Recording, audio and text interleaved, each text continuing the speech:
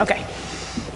I'd like to call to order the October 15th, 2018 meeting of the Highland Park Board of Education. The New Jersey Open Public Meetings Act was enacted to ensure the right of the public to have advance notice of and to attend the meetings of the public bodies in which any business affecting their interest is discussed or acted upon. In compliance with the Open Public Meetings Act, the Highland Park Board of Education has caused notice of this meeting, setting forth the time, date, and location to be submitted for publication to the Home News Tribune and Star Ledger, and posted on the board's website at least 48 hours in advance of this meeting. Members of the public who wish to address the board will be given the opportunity to do so before the board adjourns for the evening. Linda, can we please have a roll call? Sorry. I'm trying to decide which side I want to say. Just can't decide. Ms. Byer? Here. Ms. Cimarusti? Here. Ms. Coleman? Here. Ms. Gowan? Mr. Krieger? Mr. Magaziner? Here. Ms. McFadden DiNicola? Here. Ms. Pietrobono? Mr. Roslevich? Present. Just to be different. Linda, were there any other I'm sorry, no communications. Pledge of Allegiance. The flag is behind, over by the podium. I pledge allegiance to the flag of the United States of America and to the republic for which it stands, one nation, under God, indivisible, with liberty and justice for all. Okay, now, Linda, were there any other communications other than what we have on the agenda? No. Okay. And just so everybody knows, tonight is our voting session. So as we go through the agenda, we will be voting on the items that we discuss. Number 6 is a correction to the minutes from the June 11th, 2018 meeting. And the corrections are in bold. So number 6 and 7, actually, are corrections to minutes. So I can just move those together, yeah? Okay. So can I get a motion to move items 6 and 7? So moved. Can I get a second? Second. Is there any discussion? No? Linda, could we have a roll call on those?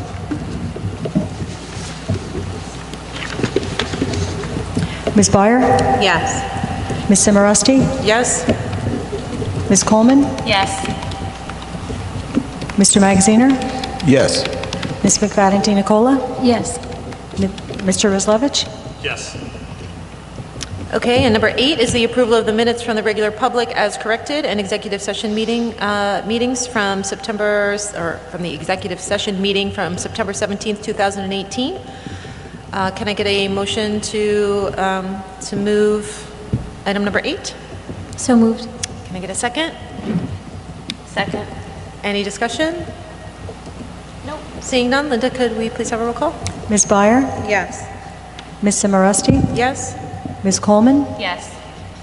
Mr. Magaziner? Yes. Ms. McFadden DiNicola? Yes. Mr. Roslevich? Yes. Okay, and that brings us to number 9 on our agenda, our student representative report. Are you game for doing the whole report, or do you want to? Yep, sure. Yes. Okay. So for Irving, Irving teachers and students have been embracing their school-wide theme of kindness through responsive classroom meetings.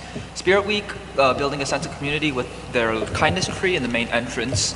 And then their whole school meetings will start this week, and each class will rotate hosting throughout the school year. The Week of Respect was very successful. Students took part in their school kindness song, Sprouts Kindness is a Muscle, Random Acts of Kindness, enjoyed a kindness concert by Mr. Ray, an assembly on caring for the environment among books, conversation, and dressing up as superheroes and wearing cool sunglasses. They're thankful for the police department for joining Irving on their walk and bike to school day on October 10th. It was a great morning walk from Stop and Shop to Irving with a great turnout of families and staff members, and they're looking forward to having another one in the spring. For Fire Prevention Month, they welcomed their fire department and Sparky the dog. Mrs. McNally and Mrs. Lucas got to wear the hot and heavy gear. The kids loved the presentation, their little flashlights, and getting to see the big trucks. Thank you so much to the Highland Park Fire Department. The teachers and students are embracing the Play Initiative with offering a half hour of unstructured play each day. Their play committee will be offering a series of mandatory workshops for the staff covering free play research and the model of a child-initiated teacher-facilitated play. Bartle had its Spirit Week from October 8th to 12th. The students had a great time with all the themes, events, and activities. The ice cream social occurred on the 11th. Everyone had a fun time. And today is the first day of their Violence Awareness Week.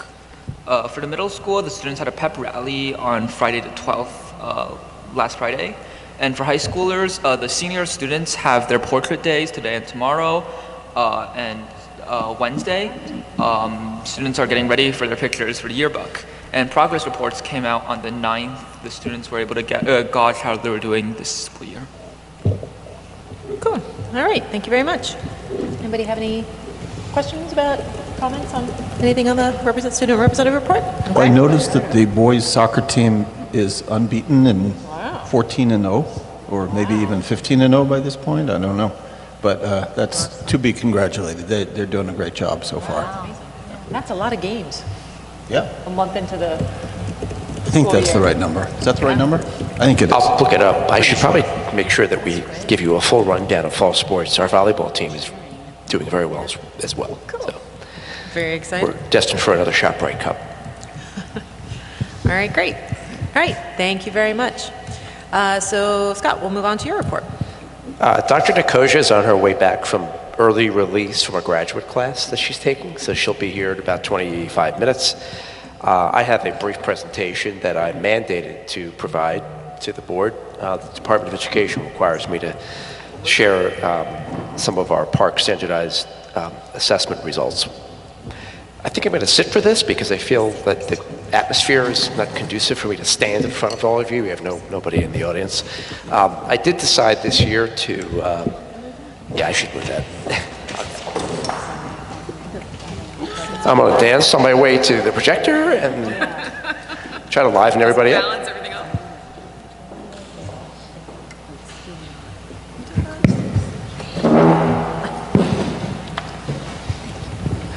So I decided this year to whittle down the amount of data I've shared with you. In the past, I've talked about our concerns regarding the validity of the results, and again, I've showed you all this data. So this year, I'm going to show you 3 slides that represent how our scores compare to scores in the other park states and here in New Jersey. First of all, I'd like to point out that park is a dying assessment. It's being rebranded here in Jersey as it's on its way out. I'll just chatting a little bit about graduation requirements before I wrap up, and I think it speaks volumes about the state's direction away from park. There are 7 states that are using the park assessment, but I really like to think there are only 4 states using the park assessment because 3 of the states are incorporating questions into existing standardized assessments. That's what I mean by hybrid. You go on the web, you do some quick searching about park, and there are notes all over the place indicating New Jersey will be dropping the park. So there's an implication that it'll be down to 6 states, only 3 of which are using it fully. Reminder to the community and the board that students are supposed to receive a level 4 or 5 if they are to pass the park. The other 3 levels don't count towards a passing score. So when I talk about passing rates, I'm referring to level 4 or 5. So this is a look at the numbers or percentages of students who have actually participated in the test. What I find interesting about the opt-out data, when you compare it to the last several years, is we actually have fewer students opting out since last year. Overall, the trend seems to be down, especially at the high school. My assumption is that our high school opt-out rates are a little lower because the state had hanging over our class of 2021 plus students this idea that they had to pass it to graduate. And again, I'll get to that in just a second, but I thought that was a rather interesting set of data. Our rates are still not not acceptable to the state. State requires that there be a 95% participation rate, else the district has to come up with an action plan. That was 2 years ago, by the way, or rather last year. I put an action plan together. I haven't heard anything since.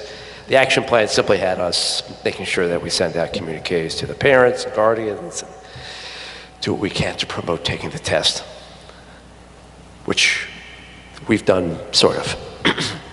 Moving forward, our Bartle data is similar to what I've shared in previous years. We seem to have an issue with one particular grade. If you compare our data to the other park states around the nation and New Jersey, otherwise our Bartle scores are relatively strong.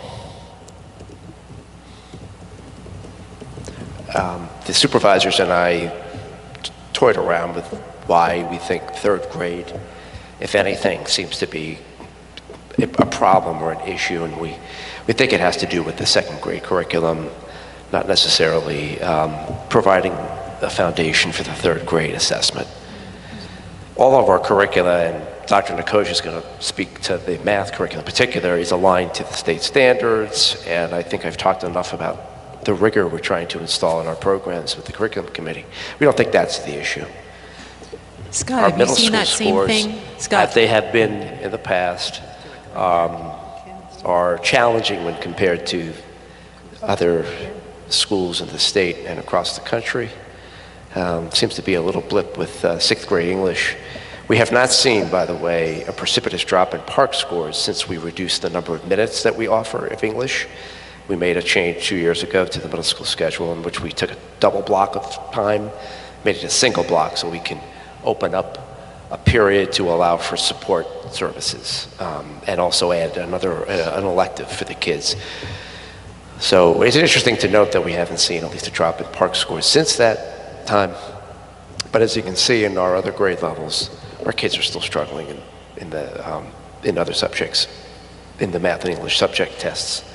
And our high school scores are very strong, as they have been over time, across the board.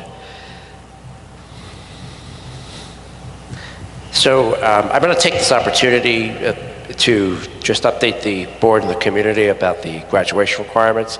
You've been reading about Murphy's hope to transition out of park. There's obviously been some debate about that at the state level. Darcy and I attended the State Board of Education meeting in September. We both spoke up. I testified in particular about the graduation requirements, and I'm pleased to see that the Department of Education, the state legislature came up with an agreement that we assume will be passed soon that would basically maintain the graduation requirement that was in place for all those classes prior to the class of 2021. Specifically, it means that while all students have to take the test, Algebra 1, ELA 10, they do not have to pass the test. So they have to show that they gave it a shot. They don't have to pass. If they don't pass, they can rest on their scores and alternative assessments, including ACT, SAT. I could place her as the entrance exam for most colleges and universities. It's a College Board product that is administered to students to determine where they should be placed in their first year of college. Well, by the way, Highland Park implements the PSAT for all sophomores, so we do try to give them a little leg up on the SAT if they're going to go that route. In fact, the kids just took the PSAT last week. Those students who don't take an alternative placement, an alternative assessment, they don't pass the park, or they don't reach an acceptable score on those alternative assessments, can produce a portfolio under the supervision of a teacher who we compensate to show proficiency in sophomore English and Algebra 1. We didn't have any students submit a portfolio last year. The prior year, I think we had 2 students who submitted portfolios, and both were accepted. So this is good till till I believe 2025. Is that right, Darcy? Did you read that? It still hasn't passed. I mean, there's still a process that the state board has to go through before those changes are final. So, I mean, right now, officially, what was in place is still in place. And then in addition, the Education Law Center still has a pending lawsuit related to the graduation requirements that I think actually is being heard in the next couple of months that could potentially upturn the entire apple cart, because their case, if I'm remembering correctly, revolves around the fact that the tests that the state has chosen for the graduation requirements do not comport with state statute. The state statute still says that the graduation requirement exam is supposed to be a test administered in 11th grade, which neither Algebra 1 nor ELA 10 is. So, I mean, the state board still has a problem in that the tests that they've chosen as the graduation requirements don't meet up with the state statute. So it's all still a little up in the air. I mean, luckily the new regs should go through within the next, you know, there's like a whole process that they have to go through with the public comment period and all that before they do a final vote. That will all be settled by the time kids need to know what they're going to be taking. So that should be settled. Well, we've changed our tune with the Algebra 1 refresher requirement. And you may recall last year, the Department of Education was telling districts that students who didn't pass Algebra 1 or take the test had to sit for an Algebra 1 refresher course. And so we scrambled and we found a teacher to teach it and had it in place.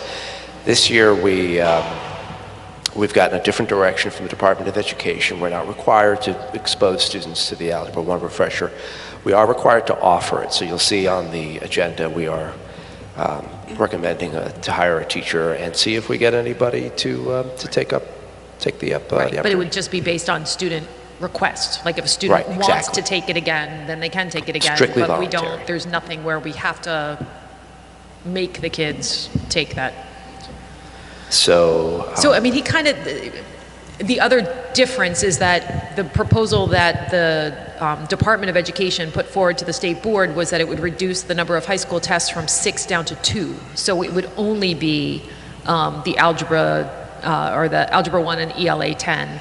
And it means, as Scott said, he and I were both there, it turned into a political circus with Senator Ruiz showing up at a state board meeting, which does not ever happen, and making these wild statements about how she was there as a mom and this was about the kids. And I mean, it was preposterous.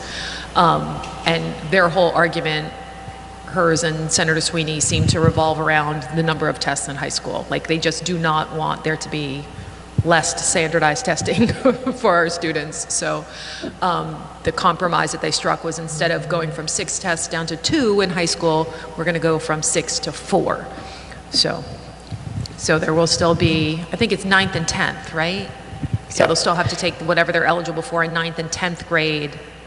I think that was the deal that was struck, and then 10th. Although they reduced the 11th time that we'll have to administer the test. Time, right. So which is helpful for us in scheduling, and obviously it's instructional time back in our pocket. Right. Ms. Knapp, our district assessment coordinator, is reproducing a letter that will provide updated information and also include some additional assessments like MAP that we have not included on that letter before.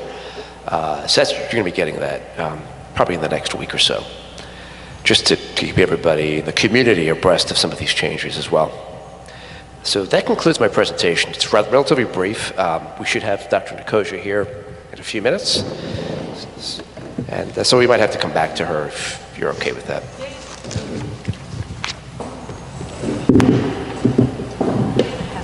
Before we move on, does anybody have any additional questions for Scott on the park data? No? Okay. All right. I just was curious about the portfolio assessment. That's still available. Okay. So nothing has changed about that at all? Okay. Yeah. And the one thing that I'm still not 100% clear on is if they're going, I think they're taking away the requirement. Remember, they'd also put in the requirement that to access the portfolio, you had to take all of the tests that you were eligible for in high school. Right. I believe that that's gone too, right? Yes. Did you? But that they we would have to take all the tests? Yeah, that the kids don't have to take all 4 tests in That's high school correct. that they're They do not eligible have to, for. according to like- the proposal. Right, that students would be able to potentially opt out of the 9th grade tests, take the 10th grade tests, and then if they don't pass those, Go back to the go portfolio. back with- to either SAT, ACT, whatever else is on that.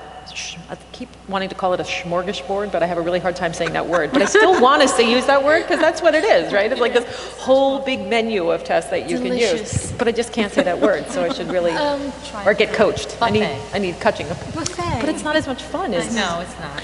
All right. One more question about the graduation requirements. Has anyone inquired, as a journalist of any sort, why Senator Sweeney and Senator Ruiz are so in love with numerous standardized tests? Well, I could give you the really short answer on Please that. It's because of the people they get lots and lots of money from for their campaigns. Like lots and lots of money. I mean, they're both taking money from big national corporate donors that push this agenda. I mean, it's... Right. When you hear Senator Sweeney or Senator Ruiz speak about this, they sound like it's 2012. I mean, all of the thing that really struck me when I was doing a little bit of research on this is every one of like what people kind of call the 5-letter agencies, NJSBA, NJASA, NJPSA, all of the actual education organizations all supported Murphy's proposal. Mm-hmm. Every single one of them. The ones that opposed Murphy's proposal were all of the reform organizations, Democrats for Education Reform, NJCAN, which is an affiliate of 50CAN, which is a national corporate reform. I mean, it's an NJPTA, which has unfortunately thrown their lot in with all of the corporate reformers instead of the actual, education organizations. So it's Senator Sweeney and Senator Ruiz, who control everything in the New Jersey legislature, everything, are still on team corporate reform. So when you say they're taking money, are they taking money from companies like Pearson, or are they taking money Senator from... Sweeney's campaign was funded by people like Alice Walton, like the Walton billionaires. I mean, they're getting money from those kind of people. If you go onto the Democrats for Education Reform website, which is like the height of corporate education reform, Senator Ruiz is actually featured. She's featured with Cory Booker and all these other national corporate reform darlings. So that's where you get your money, that's where you get your policy ideas. And so the real customers that we are serving are not the students or their families, but they are the corporations that are investing in our politicians. And it's very frustrating that we now have a governor who's actually listened, got elected on a campaign promise to do what people have been asking for years now, and he can't get his agenda that he was elected on moved through because of Is there any two people in the legislature. Is there any Politics. workaround around that? Like, is there No. cause for a referendum? The only possible workaround is, I think, is this ELC lawsuit. I mean, that's the only potential thing that could force their hand. But. Wow. I feel like when you said that they were going to be going through the whole process of public comment one more time, they had to go through that whole rigmarole before they passed it. I just had to roll my eyes, like it just was a reflex because...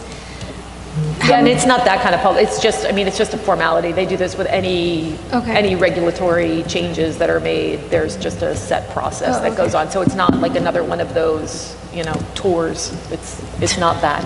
Okay. Thank you. Welcome.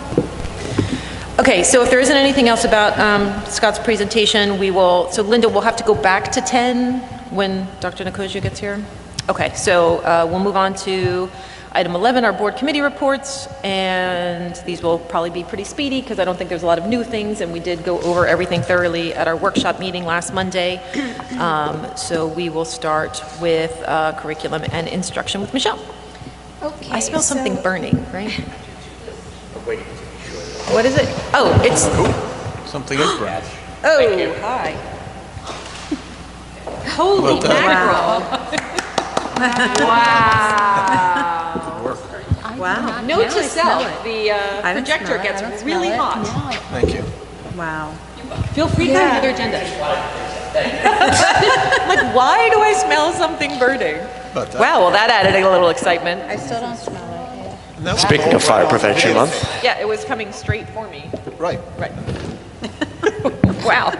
Well, that livened Folks watching things at up. home will- Alrighty, well, Michelle, sorry, we certainly kind of want stole your s'mores. thunder there. Yeah. Still don't smell it. Oh, now I smell it. So, I can't stop thinking about s'mores, I'm really sorry. So nice. Okay, so item number 1 is the committee report, and we did our committee meeting via email this time around. There wasn't much to discuss, so that is really non-existent. Number 1 is just our email back and forth. Number 2 is the resolution to approve field trip requests. And I think, there are you looking at, This was last week's agenda, I think it's the same. no, it's it's not. a little It's a little different, so you want to pull up. Here. Yes, okay. Okay, that's finance, sorry. I'm just going to commandeer your computer. Okay, so number 1 is the approval of field trip requests. Sorry. And there were several, many of which were scheduled for later in the year. Number 2 is approval of memorandum of agreement between Highland Park Public Schools and the Bog Center and PCAST. PCAST is an acronym for Person-Centered Approaches in Schools and Transition. So you can read here that we are entering an agreement with Rutgers University and their PCAST approach. It's a partnership with the Bog Center to serve the community's children. I don't know what else to say about this here. about the Rutgers University partnership, Yeah, the Bog Center. right. Sure, so I can fill in the blanks. We went through it last week, but We are going to institute a program that Ruth Beyer introduced me to, and I passed along to Susie Boudin, that has to do with person-centered planning. These are experiences in which a facilitator from the Bog Center conducts a meeting with the parents/guardians of in most cases, a student with an IEP, and talks about all of the hopes, the wishes, the dreams, future aspirations of the student, things that the student likes, dislikes, basically builds a character profile ahead of the IEP meeting so that come the IEP meeting, the student can work with the parents, guardians, and the child study team on crafting an IEP that takes into account all of those pieces, all the personality traits and the vision of the student. We traditionally just kick in an IEP meeting without any real pre-work so that when we get down to it, the IEP meeting becomes more just about logistics, scheduling, placement, accommodations, but not about the student's profile. So this is really adding a whole other level of personalization to that process. So the Bog Center eventually, though, is going to train us to the extent by which we can just do these person-centered planning meetings on our own. The child study team will take the lead on that. thank you. Number 3 is next, the approval of the curriculum for environmental, earth, and sustainability. And that's via the guide that is attached. Number 4 is the approval of university graduate students for teaching internships, junior practicum, and observations. And those are 3 students that will be joining us at Bartle School. Number 5 is the approval of Handle with Care training for October 17th. And those teachers listed are the ones that would be receiving this training. Number 6 is the Handle with Care training for October 18th with several other paras, I believe. Number 7 is another list of Handle with Care training for another group of paras. Oh, those are teachers. Some of those are teachers, yes. Okay, I apologize. So it's a mixture of all of them. Yeah, so it's October 17th, October 18th, and October 25th. So that's the 3 different items there. And that concludes my report. Just one note, The half-day sessions are to recertify people who've already been fully trained for a full day and handled with care. You'll note the list of folks who are getting a full hour are mostly new faculty, including Sean Harrison, who's our youth safety specialist at the high school. Excellent. Okay, does anybody have any questions for Michelle on any of the curriculum and instruction items? I don't know that's for Michelle or for Scott. I just want to go back to for the environmental, earth, and sustainability. The two questions I had related to that. Is that one course now, or is that two? For which program? The curriculum guide for environmental, earth, and sustainability? That's one course. It's one course, okay. And then what we're voting on tonight is just for the curriculum, not necessarily whether it's... Oh, no, that's for anybody who wants to supplement the program, supplement the material into their curriculum. But would this be a requirement for graduation? That wouldn't be in the curriculum. That would, right now, we're just looking Correct. at the course itself, right? Yeah. Okay.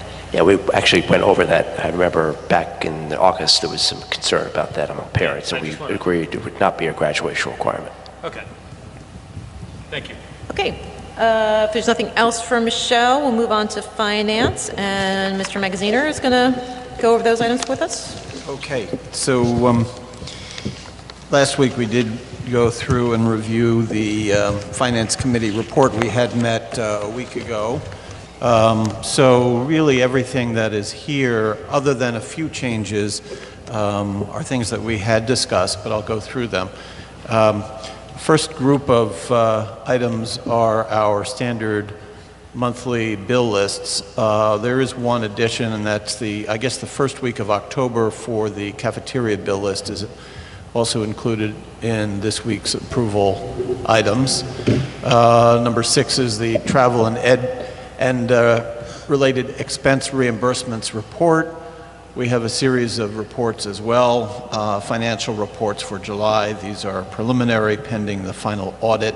And these are the treasurer's report, the board secretary's report, Board of Ed certifications as well. That's number 9. And number 10 is the approval of budget transfers. So these 4 items, 7, 8, 9, and 10, are added to what had been on the agenda last week.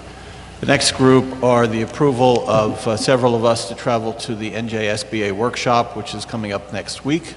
That's items 11, 12, 13, and 14. Item 15 is the approval of contractors for professional services, and we have added several to that. We've added Assistive Tech and NJ Pediatric Feeding Association. These are services for special needs students. And also Dr. Christine Schwartz, a workshop session for an employee. So those have been added to what had been already on our list. Number 16 is the approval to increase the contract cost of work that has now been done. This was contract work that was being done by a construction company in Edison, Theotakis Construction, and we added several $1,000s. We went from about $8,700 to $12,289 to replace concrete around the middle school. Number 17 is the approval of the receipt of quotes for the purchase of a rooftop air conditioning unit, and 18 is the approval of that unit. And then 19 and 20, those are the approvals of the submission of comprehensive maintenance plan and annual maintenance budget, and the approval of the capital reserve account maximum amount. That's number 20. Then we've added a couple of additional items. Number 21 is the approval of an out-of-district placement, and 22 is the approval of bedside instruction for a student in a medical facility. All right, thank you, Mr. Magaziner. Does anybody have any questions for Rob on any of the items, any of the finance items? No? Okay, so can we move on to personnel? And I believe Ruth, as the sole member of the Personnel Committee here this evening, is going to give us our report. Okay, so we have 1 is the approval of our substitutes. 2 is the acceptance of the resignation of Brian Humphrey, who is retiring in November 30th. 3 is the approval of the job description for the district technology manager, which is changing a little bit to the network and systems specialist. 4 is a resignation of a paraprofessional at Irving School. 5, we are approving a leave replacement teacher at Irving, basic skills intervention teacher. 6, we are approving an extension of a maternity leave for a paraprofessional at Irving. 7, our environmental club advisor, Todd Kruger, is resigning from that position. And then 8 is an unpaid child care leave extension, which was due to be November 12th, and the revised return date is September 1st, 2019. Number 9 is the approval of an unpaid family leave for an employee. And 10, we are Xing out. We are not doing number 10. We're taking it out. 11 is the approval of a medical leave from September 24th until June 21st, 2019. And then 12, we are changing some hours for paraprofessionals, and there's a list of them there. And 13, this is the approval for the Reading Buddies program here at Bartle. We have 2 paras who help out with that. And then 14, we have an additional instructional assignment at the high school for a math section. 15, we have the approval of the independent studies at the high school. Several teachers are doing that. And then we have 16, approval of staff for our 6th grade orientation, which happened a while ago now at the middle school. 17, approval of district translators.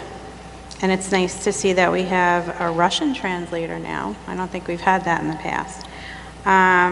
18, approval of toileting services, so a stipend for a paraprofessional who is doing toileting during the day. 19 as well. 20, 2 home instructors, we are approving them. 21, 2 more Schedule B positions for the environmental club advisor at the high school and the robotics advisor at Bartle. And then 22, the approval of Title I after-school tutoring teachers at Bartle. 23, Title I after-school tutoring coordinator at Bartle. 24, Title III after-school ESL teachers at Bartle. 25, Title I academic coaches at the high school. 26, that program at the high school, the academic coach coordinator.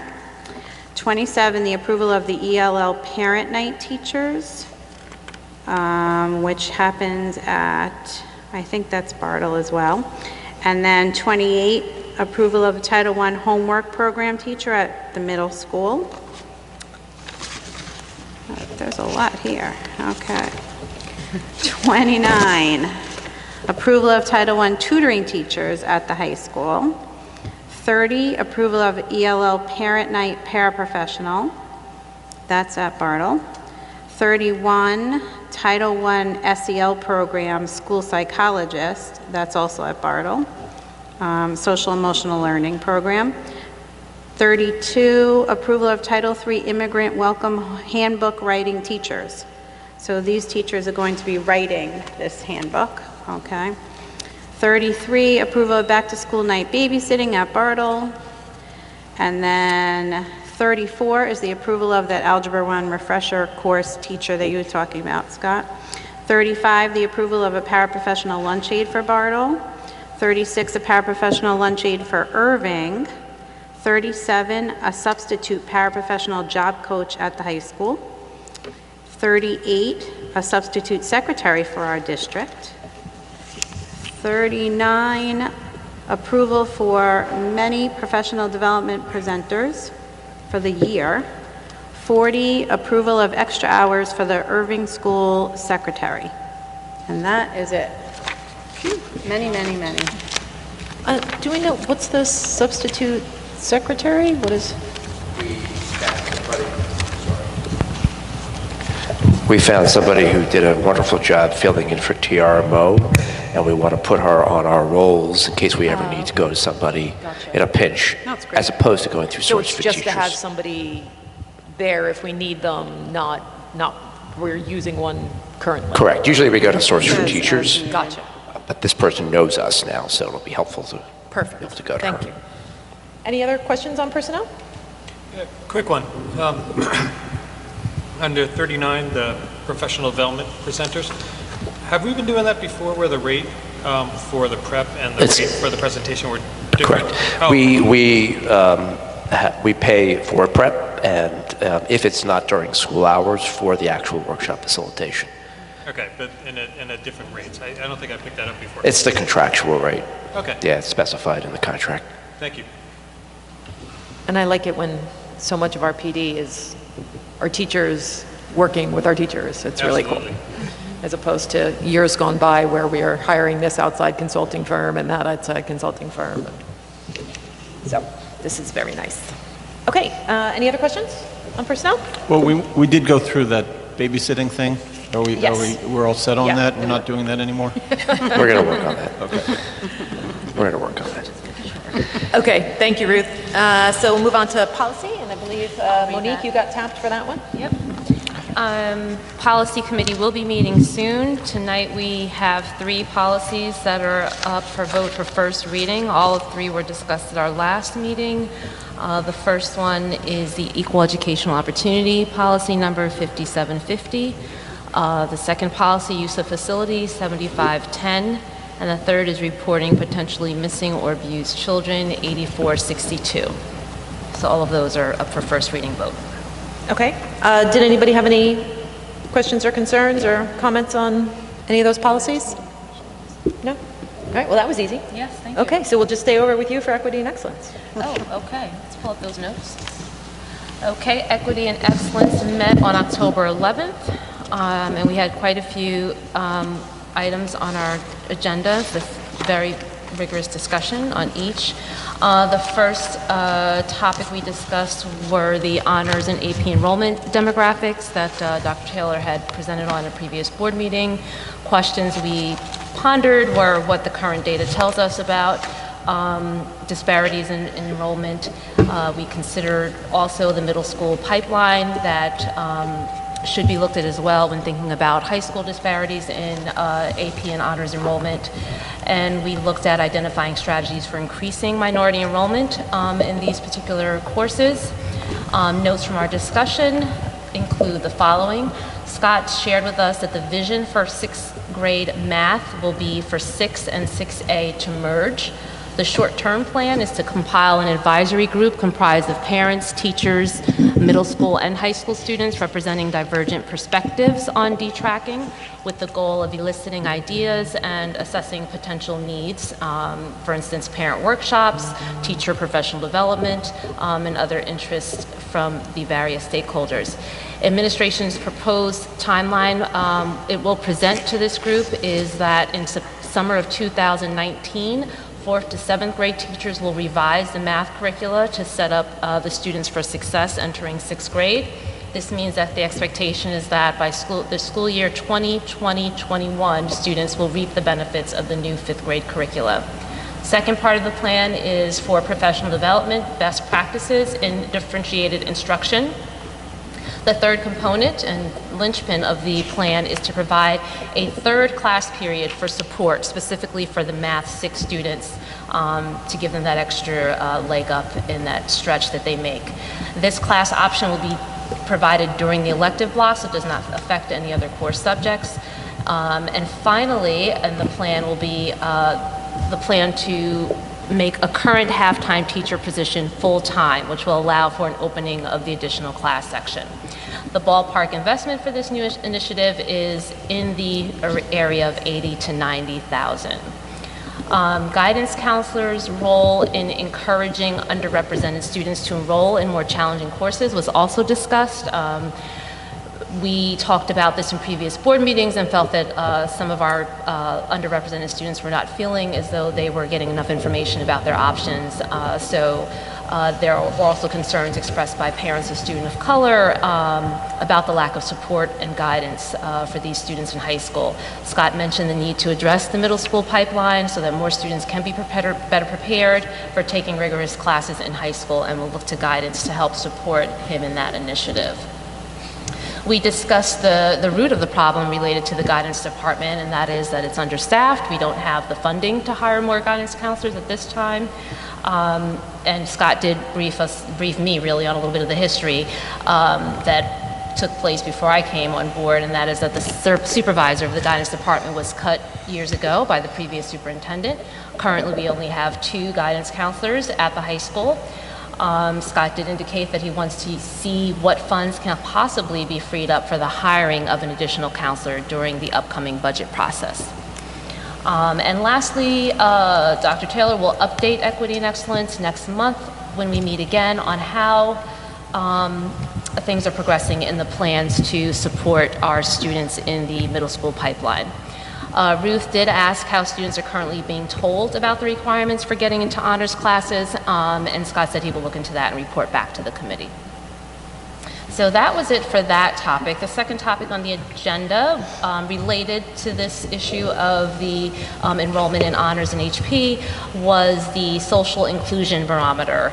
And that is our discussion about the extent to which mainstream middle and high school activities and clubs are integrated.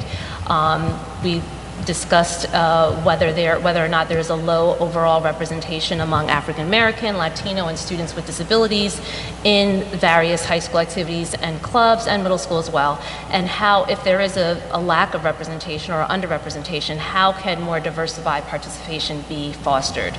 So we talked about actually, Scott did mention that bringing up this issue in Equity and Excellence is timely because it has been on the radar of the administration. And the discussion that the administration has had is that one possible barrier to greater after-school club participation from minority populations could be transportation. Particularly, we focused on the Cedar Lane apartments as one neighborhood where students get bused in, where there may be a lack of transportation home that could be prohibiting students from staying after school, participate in enrichment activities. Scott stated that the administration will need to survey the kids from that area to identify who is and isn't participating in after-school activities to see if there are indeed students who have transportation barriers and can then be encouraged to participate. So Scott will look into generating that demographic data on participation rates and present it to Equity and Excellence in our next meeting. He will also look into getting a report via Genesis, or see if it's possible to get a report via Genesis to pop out data on some of our previously discussed concerns on racial disparities in honors and AP classes and discipline as well. Okay, and the next topic we discussed was the digital divide, which came up in our last board meeting as well. So we just wanted to follow up on that discussion and sort of assess where we are. We talked about immediate stopgap measures and a plan and time frame for determining the actual need in this area, and then the long-term considerations for closing that gap. Discussion notes here is that Scott is collecting hard data on students to determine who has lack of access to computers and the internet at home. And when I say Scott, that obviously refers to the administration in the buildings that will be soliciting that data. Scott will also make sure to reinforce the directive that when teachers give assignments that require the internet, they are also communicating that students can borrow a district computer if they do not have one. This concern also applies to important class information, not solely assignments, as we do know that there are multiple uses of the internet. The teachers certainly assign not only assignments, but group discussions and so forth. The committee discussed the urgent need to make sure that students that are in need are not being required to access the internet at home without being made aware of and provided a loaner computer. And we all agreed that was important. Scott will report back to the committee on this data collected and the stopgap measures that have been put in place. We also talked about the need for all digital communications sent to parents to be in an accessible format, so that parents who may use a screen reader, for instance, or similar assistive technology can access all communication being received from their building or the district. There continues to be image-based files and PDF files that are accessible, that are inaccessible, being sent to parents. So Scott indicated that the plan is to ask all faculty that sends out communications to provide an accessible text format for documents as well to complement the PDFs. And that is all for our discussion. That's a lot. It was a lot. All right, thank you. Does anybody have any questions for Monique on the equity and excellence items? I do, and I apologize for not making that meeting, and I think this is an amazing report, so obviously a lot was discussed. I have a couple of very tiny little questions. The first one is on the math for sixth graders, and we may hear a little more about this, but 6 and 6A, what are those, what's the difference between those two? 6A is an accelerated course. 6A is an accelerated course. So depending on a student's algebra readiness, he or she may be placed in that course, and it could lead for the student to take geometry come 8th grade, put them on that trajectory. And are those the only two sections for sixth graders, 6 or 6A? No. Or what else is there? So there's 6, 6A. We do have we do put students who are already advanced in a pre-algebra level class. Mm-hmm. And then we break out into 7th and 8th grade for those kids, algebra, geometry, or in some cases, in some rare cases, we even place students coming into 6th grade in an algebra class. They might be mixed with 7th graders, right. And then they would take geometry and then algebra 2 in freshman year. Being that we are a small school, we're able to make accommodations, a small district rather, accommodations for certain students who are showing just exemplary work in math. So just going back to 6 and 6A, those are kids who are not at the very top of the Correct. 6th grade group. So It's kind of like the honors. Yeah, it's the same kind of idea. Well, not like honors because, no, I mean here we have a number of different options. These are the two. Well, it's I don't like to use the word CP, lowest, right, but like those are when the we two have lowest. CP, honors, and AP is what I mean. So it's kind of those two. Right. Yeah. Right. It's the same concept as the honors option. Right. Rob, And then have a race I guess to the door? I guess I am curious how we are going to find out what the actual data. How are we going to accumulate that data in terms of the digital divide? How are we going to find out who has what and who doesn't have what? Well, that's going to be for the advisory committee to assist with. I can't say that we have a concrete idea now, but we know we have a vision. We have some basic ideas we want to present to the advisory committee, but that would be the intent of the committee, to help us collectively come up with the path forward. Right. We've invited a professor at Rutgers who's also a parent in our school district, Dan Batty, who is a specialist in this area, integrating students of different ability types in math classes. He's a math education professor. So folks like him, parents, anybody who has a stake, students, we've invited one of our student reps, will help us decide these things. But we are clear in our path forward, and that is to integrate the 6 and 6A class. Right. Got Scott, I'm sorry, I'm not sure if you heard the question, actually, because I believe you were asking about the digital divide data, right? Determining, No, I think- is that the same? Or digital divide meaning the access to computers? Is that what you were asking That's about? what I was asking about. And I Because think that's that's what the answer not is. what the advisory committee is addressing, correct? Well, the advisory committee is not going to decide whether or not we're moving forward. The advisory committee is going to determine. No, but Rob was I was asking, asking- how are you going to accumulate the data on which students don't have access to technology? Forgive me, I'm in way order off. to- I'm struggling. I'm on an It's okay. It's we're having to focus a lot to. Right. I have It's a kind of slight like- hearing problem as well. It's kind of like, are we going to have people going door to door and walking into people's homes and trying to, I mean, No. honestly, I don't know how we're going to learn. I think it would have to this be very- self-reported by the kids. Well, I know, but it Forgive me. So, stands to reason that we may not actually learn real data. We're going to get like secondhand or reported back data that may not be data. Just kind of like I would wonder whether some people may be hesitant to reveal some personal things about what they may have or don't have.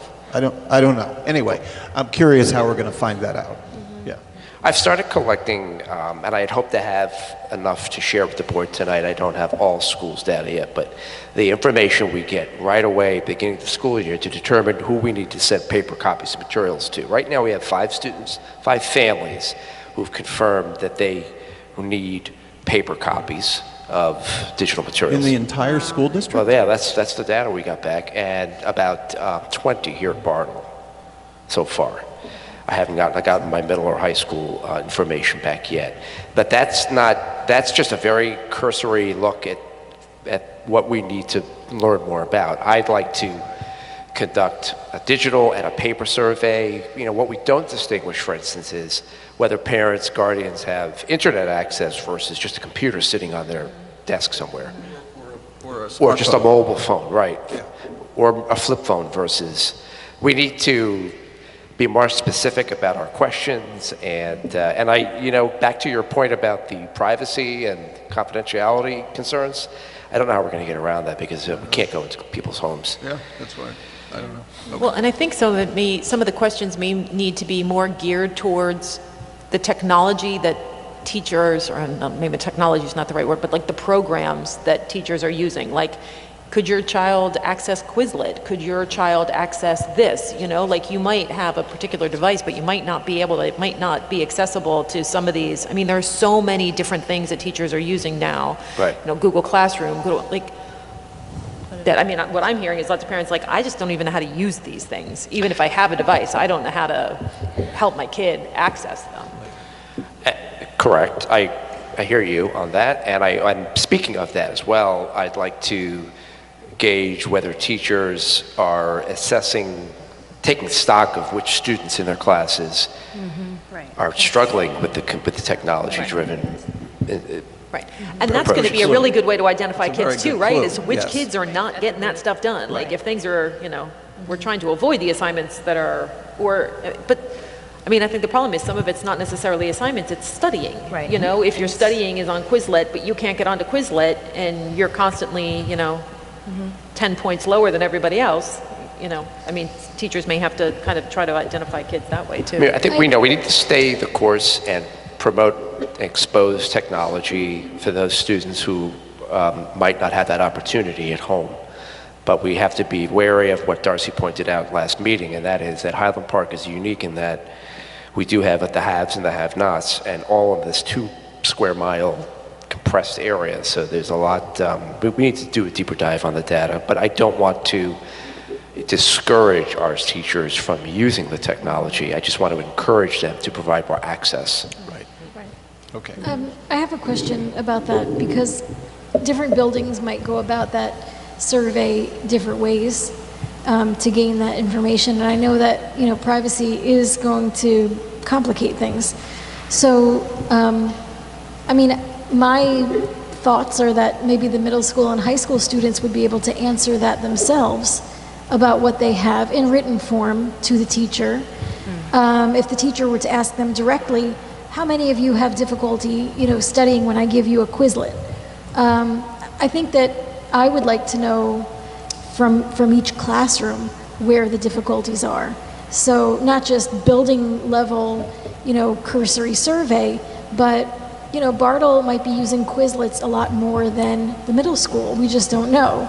The Google Classroom, I know, is ubiquitous at this point in the middle school and the high school. But how many students are actually looking at Google Classroom? How many students have a computer that they don't have to share with anyone at home? Those are things that middle school and high school students would be able to answer. If their name wasn't involved, perhaps they would be able to just get a piece of paper handed out to the classroom and gain that access back. But, you know, I guess the trouble is with students at Bartle and Irving who might not be able to answer. So, I mean, it was just a thought that I had, that it's really building to building. I like the idea of having students, particularly, even at the Bartle level. I mean, we might have students at Bartle who can answer survey questions on their own. They could, yeah. Middle and high school. Irving, not so much, but I don't think. But I like that idea. I would hope they're not using the computer at Irving levels, but, okay, let's just leave it. Yeah, we'll leave it there. Right. We won't open that can of worms. And just to say that I think it's still realistic, though, Scott, that you can come up with some data to report back by the next time Equity and Excellence meets, right? I mean, even if it's not all that you know might be available, it is a start so that we're getting some sense of what we're dealing with. Is that Absolutely. I'll have at least the initial data that I hope to give you tonight, but I think I'll have more by the time we meet in November. Yeah. Okay, cool. And I'm sorry, but really quick, one thing I did not mention in our meeting notes, I'm not sure why this is not in here, in our discussion about the after-school participation and concerns about some of our students in Cedar Lane not being able to stay after because of transportation issues. I know that Scott had mentioned possibly, if this is bound to be a need, that there are great numbers of students who could be participating who aren't due to transportation, then the decision could be to look into some sort of rental of a bus for transporting these students back and forth. So I wanted to just mention that as we're not just collecting data and having it. Taking all of the bus rosters for his students and cross-referencing the names of those students with those who he knows are participating in after-school activities to see if there's a trend. Right. He's working with the after-school activity advisors and the coaches on that. Nice. Okay. Yeah, I would like us to look into for that. And I wonder if there is potentially money that, some sort of federal money, that if it is shown to be an equity issue, that could help us to pay for some additional costs that we may have to lease a van that where we might be able to get 12 kids in or something and do runs to help do that. I'll become CDL certified. I'll drive the van. Yeah, I got it. So all good. All right. Okay, so I think we're pretty solid on equity and excellence. So I see that Dr. Nicosia is here and waiting patiently. So I think we'll hop back to agenda item number 10 and have Dr. Nicosia give her presentation, and hopefully we won't set the projector on fire again.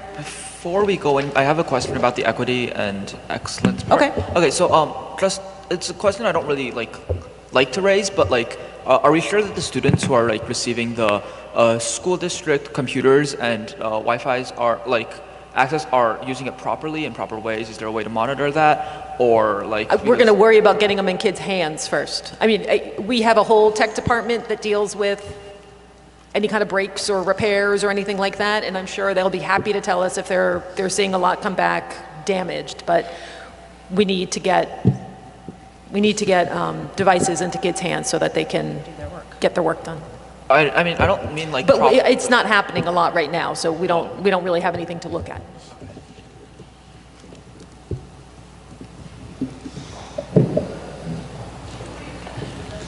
Oh, we don't do it that way. You'll be able to speak at public comment.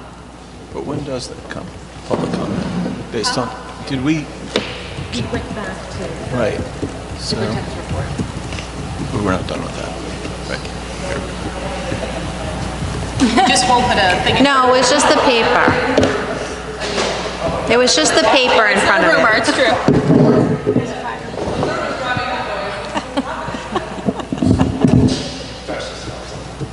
Because it was wafting straight at me.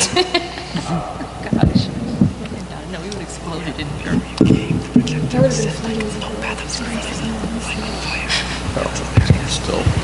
a whole burn into it. Thank you for your patience as I came up from class. I had class earlier and drove up from Monroe, so I appreciate you waiting patiently. Thank you for continuing your education. You're welcome. I'm learning a lot.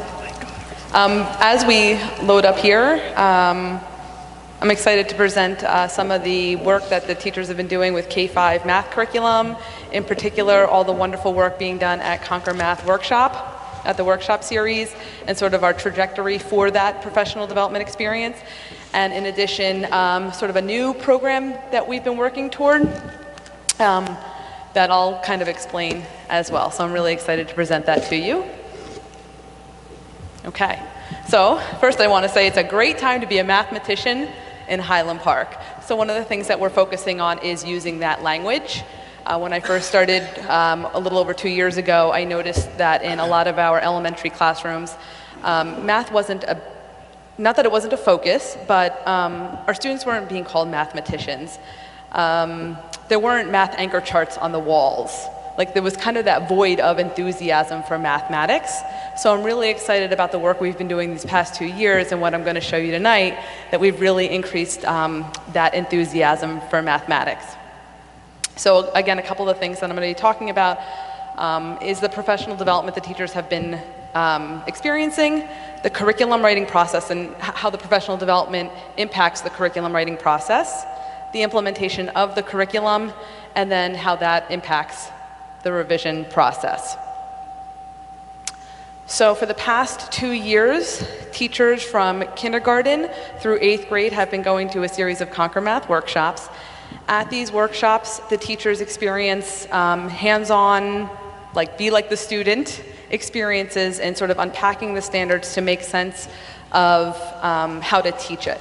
So the focus has been on working with the concrete, which are the manipulatives, to the iconic, which is the pictorial representation of that, and then the abstract, which is solving the problems.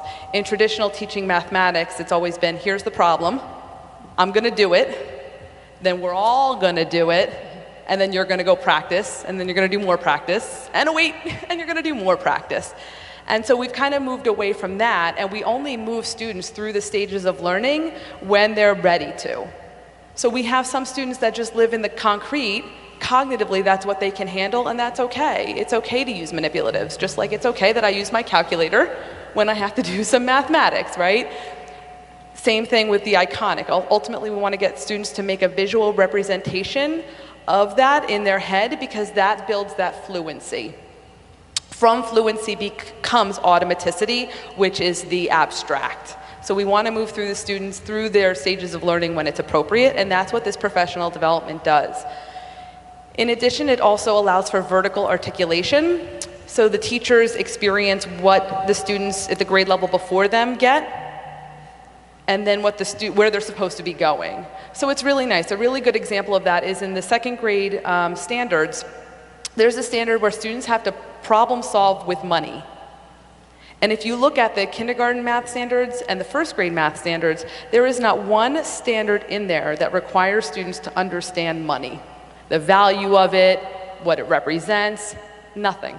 Not even to identify them. Wow. But yet then in 2nd grade, they have to solve a problem using money. So if teachers don't know that, then they're just teaching their standards, and then the kids are going to hit a wall. So it's important to have that vertical articulation even within the standards so that they know, okay, so we can do other things like basic addition and subtraction, but with money at the kindergarten or 1st grade level. So it's kind of a way to expose leading up to the different standards. And in addition, differentiated strategies that are taught to the teachers to say, I've got these learners, what are ways that I can meet their needs? So this year we have the kindergarten through 4th grade teachers are in year 2 of their workshop series. The 5th grade special education teachers are also in their 2nd year of the series. K through 4 special ed are in year 1, and I'm really excited because the high school algebra teachers are going this year. They already had their first workshop and they are over the moon excited, considering the issues that we've been having with students successfully passing the state exam for algebra. I think this comes very timely to get the teachers accustomed to some of the best practices to help our struggling learners. So here is just a quote from Ms. Strasher, who attended. It's kind of long, but she came back to me so excited. She popped in my office. She goes, oh my God, Christina, I had the most amazing and powerful experience. So I'm like, can you just capture that so I could tell everybody? But she just had a new excitement for how she can teach math to some of our most struggling and hard to deal with learners in her classroom.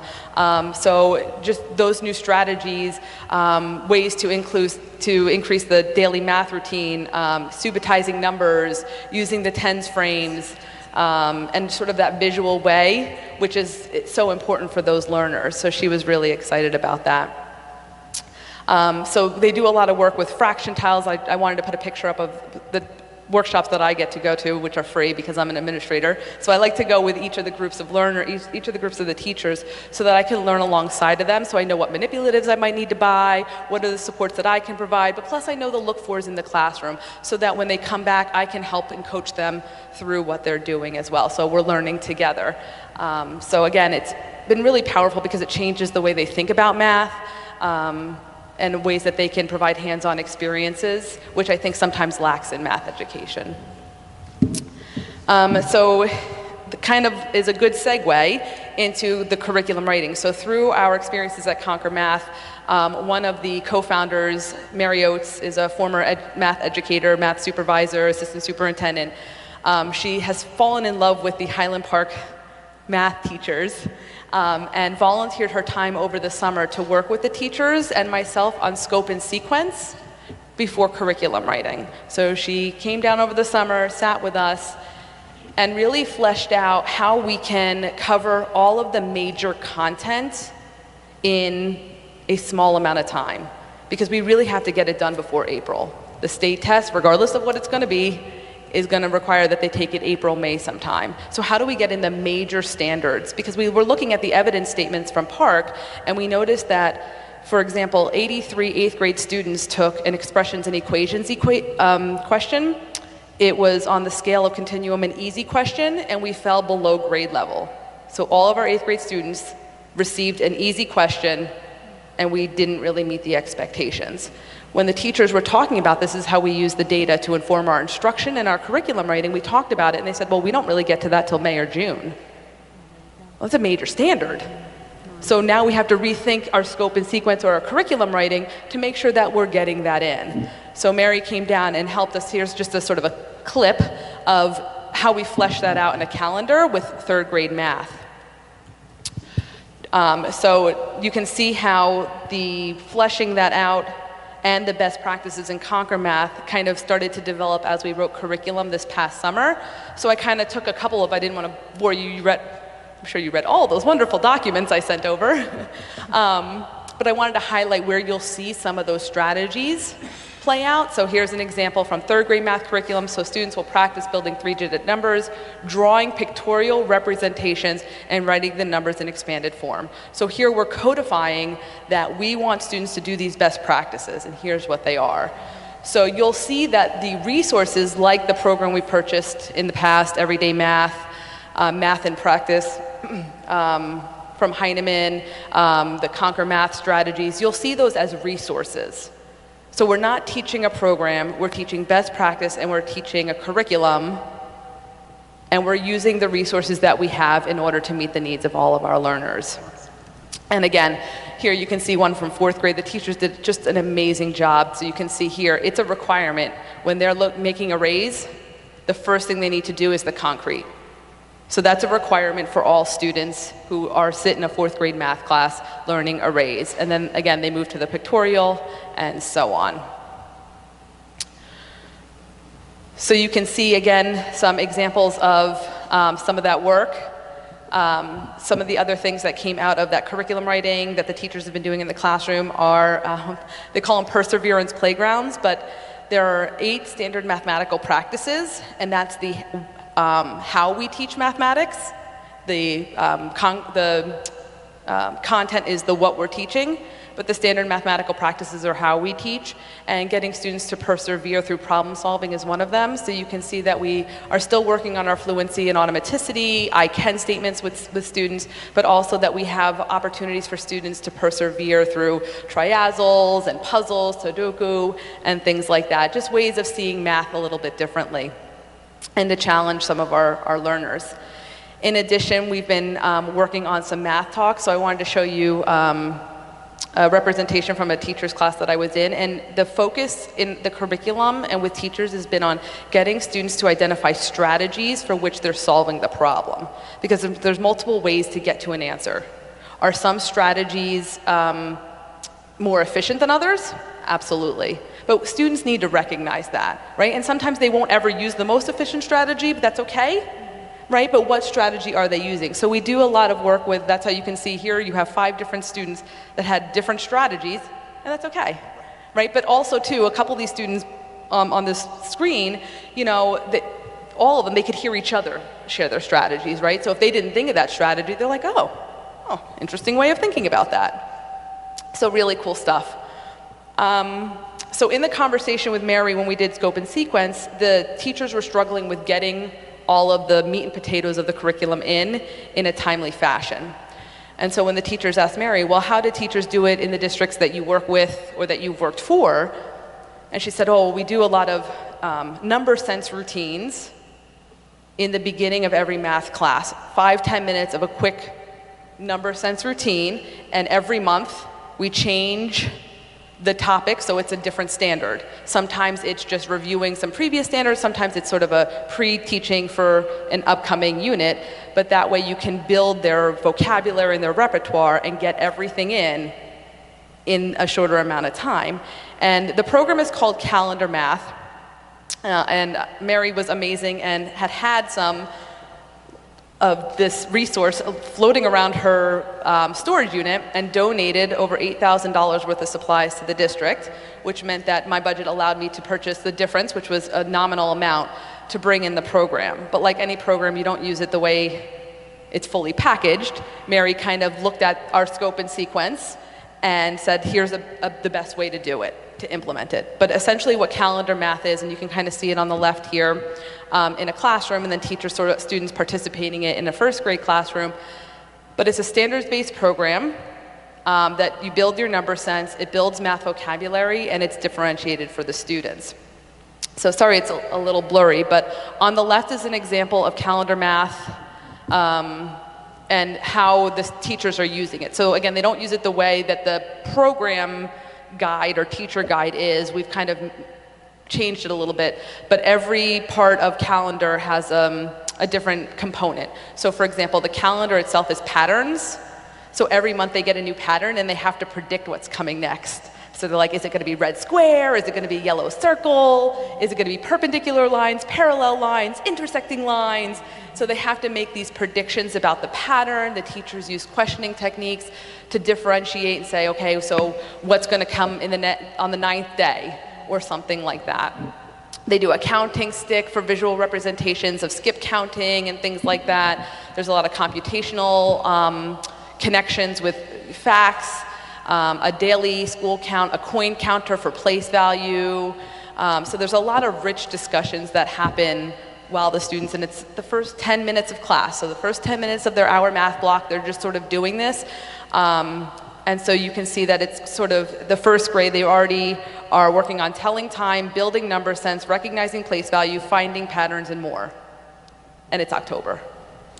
So it builds up their math repertoire. A second grade teacher told me that her students were actually excited for math. So the kids are walking around at Bartle, students saying, I'm so excited for math, when do we do calendar math? When do I get to see if my prediction is right or not? A 5th grade student told me it was different and a cool way to do math. And another 5th grade student told me that they liked it because it's a lot of patterns and they have to figure things out. Similarly, Ms. Claremont and Ms. Gerlach, who teach an in-class support, in-class resource classroom, share that already students are working on equilateral, isosceles triangles, rotations, numerators, denominators, decomposing numbers, multiples. Those are terms that they've already learned within the first 20 days of school. And their geometry unit isn't until the end of the year, right? But we're building this, so like I think their geometry unit comes in March or April. When geometry comes, they already have exposure to the vocabulary, so getting through to the standards in time will be more efficient. So they're just learning a whole lot more because of being exposed to those routines. So it's been incredibly powerful.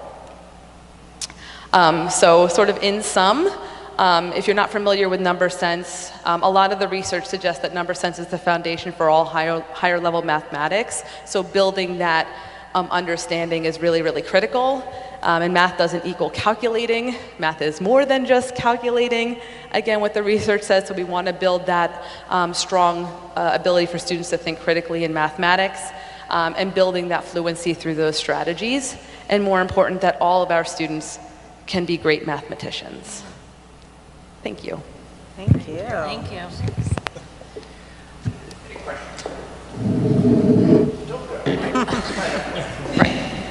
I personally love that you ended that with going into this with the idea that all students can be great mathematicians. So my question was, are the teachers finding that moving the kids through the curriculum through 5th grade, that they're having trouble differentiating? Because, I mean, up until 5th grade, right now we have all the kids in one room, and then it's not until we make that jump to 6th grade, which we've been talking a lot about, that all of a sudden we split them into 3 levels. So up through 5th grade, how is that going at Bartle? How does that work with Conquer Math? So it's been a little bit of a challenge. So the areas that our teachers were struggling with differentiating were meeting the needs of our most struggling learners and our most high achieving learners. So it actually was both ends of the spectrum. Our sort of middle of the road students, relatively speaking, teachers felt confident that they were meeting their needs. So the Conquer Math strategies, what I like about them is that they're differentiated in and of itself, and that's what the teachers are experiencing. So for example, a student could be solving a three-digit addition to three-digit addition problem in 3rd grade. And the idea is you show them a way to solve 2 different strategies. And the students need to know that that a struggling learner can say, I'm using this strategy because I struggled doing the math, and that's why I need the strategy. But another student, a higher achiever's needs to that strategy, and they're identifying the reason why they need that strategy is because they have trouble explaining the math to somebody else. So oftentimes the higher level thinking questions on the assessments are modeling and reasoning, and our students have a hard time saying what they know. How do they actually express what they know? Right? They can do the math really quickly in their head, but explaining it to somebody else is often a struggle. So for their learning strategies, but how the students are using them is in and of itself differentiated. We purchased a lot of math manipulatives to make sure every student has the manipulative. So those students that are struggling can grab them and use them. We're encouraging them to draw more of it. So on the test that they get in their classroom, a quiz or something like that, or their assignment, go ahead and draw it out. Draw the little base 10 blocks so that you're building that number sense.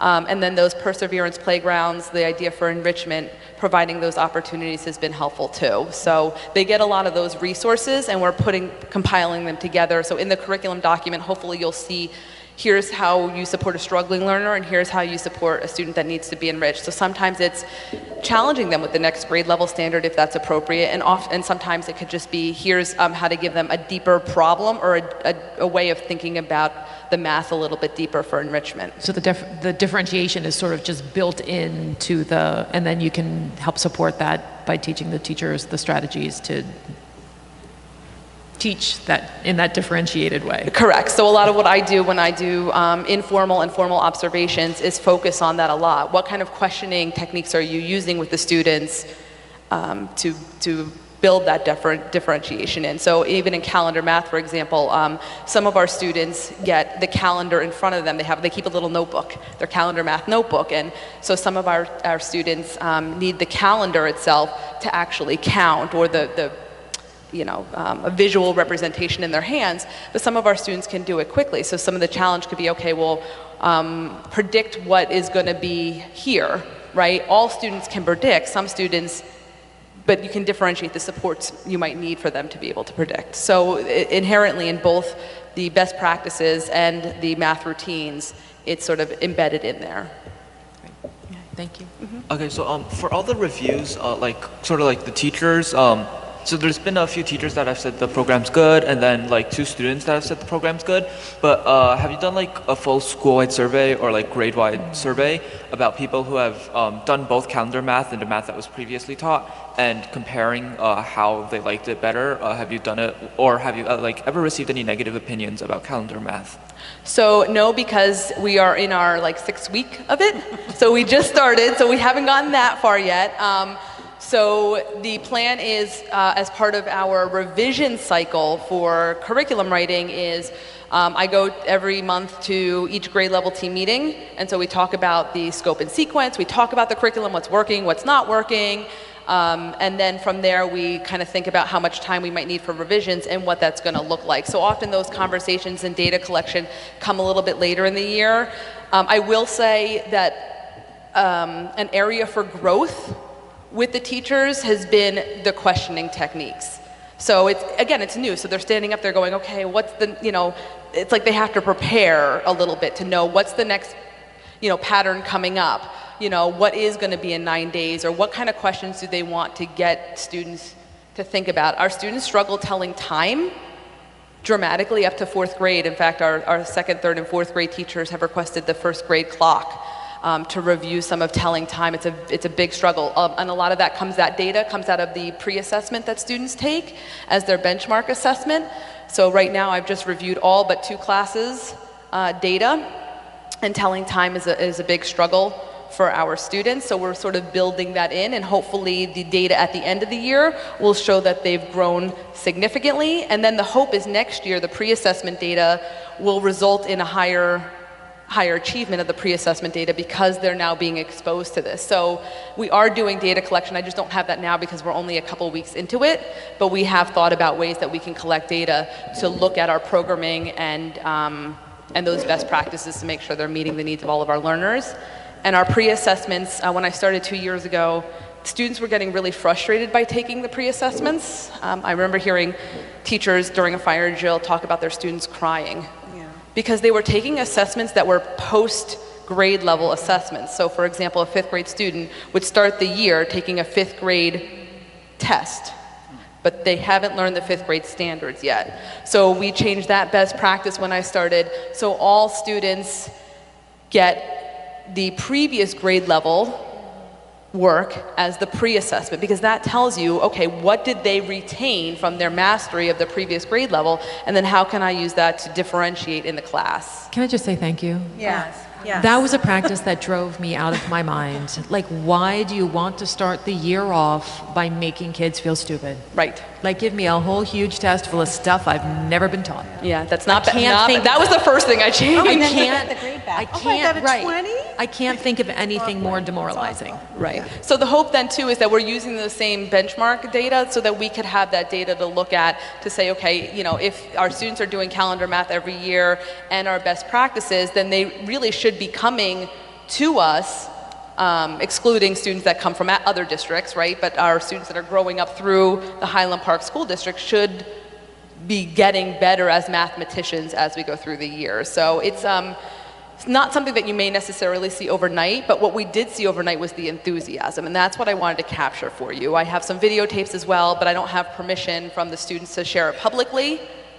But I can share it privately. But some video of the students doing this, getting really excited and just speaking math language, I think is really, really critical.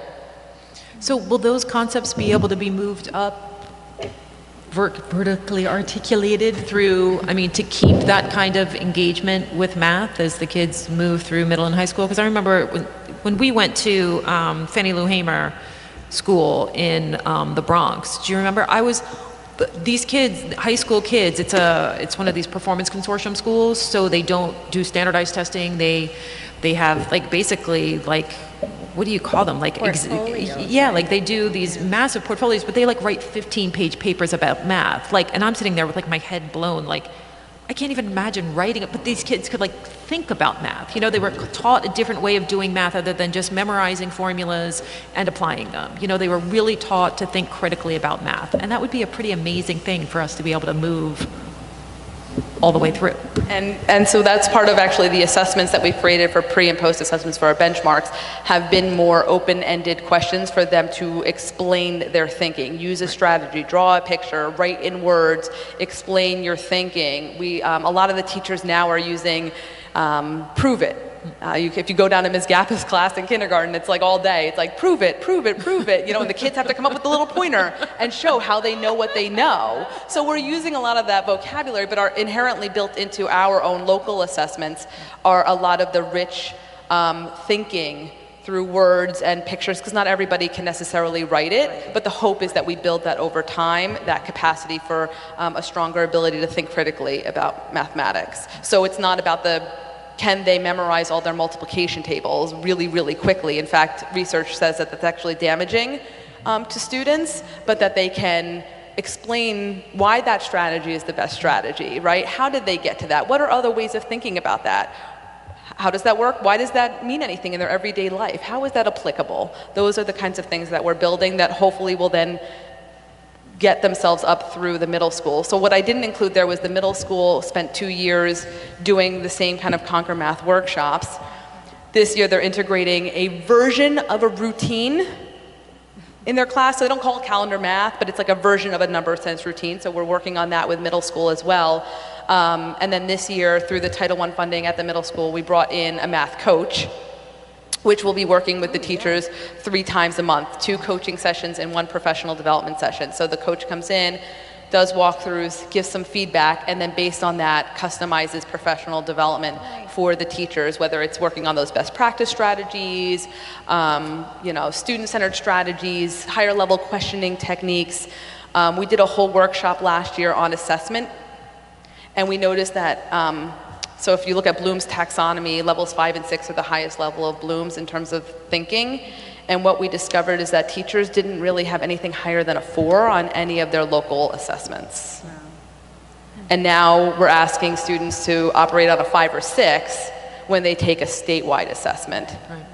That's clearly an issue. So our middle school teachers have been working on looking at assessment design and saying, okay, so if it's a quick formative assessment, is it a summative assessment? Where can I embed more practice in modeling and reasoning and critical thinking? So we've been really taking sort of a closer look at our own assessments to make sure that we're not just assessing for that, is it a right or wrong answer, but that we're assessing for the why, and how do we know that you know that? Quick question about that. It made me think of ELA students. ELL students that are perhaps not fluent in English and can't really prove it, in the kindergarten classroom. Is there a strategy or, a pathway for them to express themselves mathematically? Because I think, numerics is kind of the way that they've been able to express themselves. Math is a language, so are they also being graded on their ability to verbalize, for their math assessment? Do they have to verbalize what they're able to do mathematically? So they have to show how they know what they know, and that can be whatever works for them. So the teachers sort of differentiate for that. So if a student struggles, they can just take the manipulatives and show that they know that concept, that they're working toward mastery of that skill. So for some of our students that have limited language, the English language, we can just show them pictures and they can figure out the math, because numbers are a very universal language, although once you get to the teens, it's a whole lot different, but they can at least write. They're familiar with numbers for some of our learners, but for others it's just the concrete, just the manipulative, and working toward that. But the assessment itself, that's something beyond our control. Well, so depending, so local assessments are within our control, and so the teachers will use the manipulatives as an assessment. Yeah. Right? So we differentiate our assessments when we're looking at how do we ensure that we're measuring mastery of these standards. On state assessments, there are accommodations for students Some of our students are exempt from those exams, some of them get accommodations, some of them take a different exam. So for our English language learners that are high intensity, they don't take the PARCC exams, they'll take a different exam. Okay, thank you. You're welcome. So one of the things that you said before is that your pre-test for each class is now the previous year's final. Grade level standards. Yeah, grade level standards, yeah. So the previous year's grade level standards, not the year that they're taking currently. Previously when it was the grade level that they were in, if they got like 100 or like a perfect score, then that means that they don't have to take the class, basically. They already know everything that's in the class. But like now if someone, Personally, I don't see like the benefits in turning it into the previous grade levels, grade standards, because if you don't, the purpose of a pretest is to see where you can grow and improve, not really like completely your foundation. So that's not best practice. Best practice is to find out where the students are currently operating. So if you're a 5th grade student, at the beginning of the year we want to say, how much mastery did you get of 4th grade standards? Now, if you already have mastery of 5th grade standards, that's great. And where that'll come out is in when they do each unit of study. There are inherently built-in pre-assessments in each unit of study as well. We break it down even more minute because we don't want to test like crazy the first couple weeks of school. We're building culture and climate. So as we do the units, we break down into more of the minutia of the standard. And from that, we can determine, okay, if a student has full mastery of 4th grade standards, let's do the 5th grade standards. If they do mastery, then there's enrichment built in to the curriculum now to say, okay, if a student has already mastered the 5th grade standard, what are the enrichment opportunities for that student? Okay, but assuming that like a 5th grade student took the 4th grade test final as their pre-test, and then they completely flunk it, what happens to them? Do they get sent back to a 4th grade math class? Or so it's differentiated depending on the unit, depending on where they were struggling, because there is geometry, there's statistics and probability, there's so many different domains of mathematics that they could be struggling in one but not another. So the teacher uses that to differentiate their centers. If they're doing a station rotation model in their classroom, they'll differentiate the problems that are given to students. So they differentiate in a lot of ways to make sure that our struggling learners, their needs are met as well. Unfortunately, if they're struggling a couple of years behind for their grade level standards, so if I have a 5th grade student that is showing no mastery of 4th grade but still operating on a 1st or 2nd grade level of mathematics, the teachers just have to try to do their best to differentiate. We don't have a basic skills program right now at Bartle to gap fill for that, but we're working on trying to give teachers strategies to be able to meet the needs of those learners in their classroom as well. Great. I do have one question. Along the lines of what Zaya was saying about the pre-tests at the beginning of the year, so like for 5th grade, traditionally like how I've always done it is you take a test to like see what you know about 5th grade math, and I can definitely understand how that might be stressful for some of the students, but I guess I also see the value in it in that it does give the teacher a sense of what the class as a whole already knows and what, every class is different. So one class might already have significant geometry knowledge and not need to focus as much on that. And I guess also it's kind of a way to measure how much or how well a teacher is doing. So if it turns out, students already do have a significant amount of knowledge in a certain math class, you can't necessarily measure that unless you have a basis for when, at time 0, when the teacher had never given them any instruction. So how would you control for that? So we don't measure best practice in measuring teacher growth. So teachers have to either they get an MSGP or they work on student growth objectives. And that is calculated. The pre actually has no basis for the calculation. So if you do a pre and a post, you don't measure growth by looking at a pre and a post. The best practice is that you use the pre-assessment data to make a prediction about the outcome of the students in your classroom. That's exactly what a pre-assessment with best practice is supposed to do.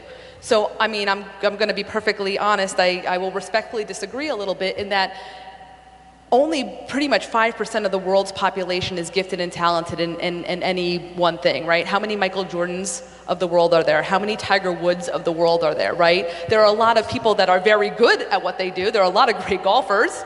There are a lot of great basketball players, and a lot of them have probably worked very hard to get to that place. So same thing in mathematics. There's a very small population that's truly gifted and talented in mathematics, but a lot of our students maybe don't fall into that category, so giving them a post-grade level assessment at the beginning of the year is not really best practice.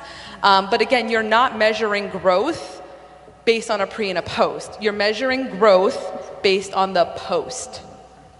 But in order to measure growth, you have to find out where your students are at. And if I give students a 5th grade assessment in 5th grade, and 90% of them bomb it because they don't know the 5th grade standards yet because they weren't taught it, that's not actually usable data for me. What's usable is to say how many mastered 4th grade standards, so I know they're ready for the 5th grade standards, how many are not and need support, so let me go back and I know my strategies from Conquer Math on how to meet the 4th grade to get them to understand the 5th grade.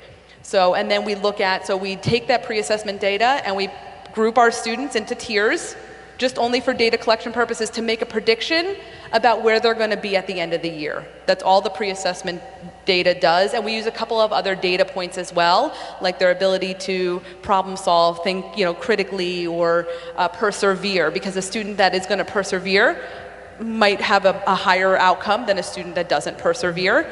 And then they use that to make a prediction to say, okay, by the end of 5th grade, I predict that, my students that were mastery of 4th grade standards are going to be mastery of 5th grade standards. My students that were struggling, I'm going to really work on that group and try to get them up, a level or two. So that's kind of how we use that data for best practice, according to the state of New Jersey. Thank you. We're gonna stop there. Thank you You're so welcome. very much Thank you. for your time and for coming back after your class and for all of the work that you're doing. We very much appreciate it. Thank you.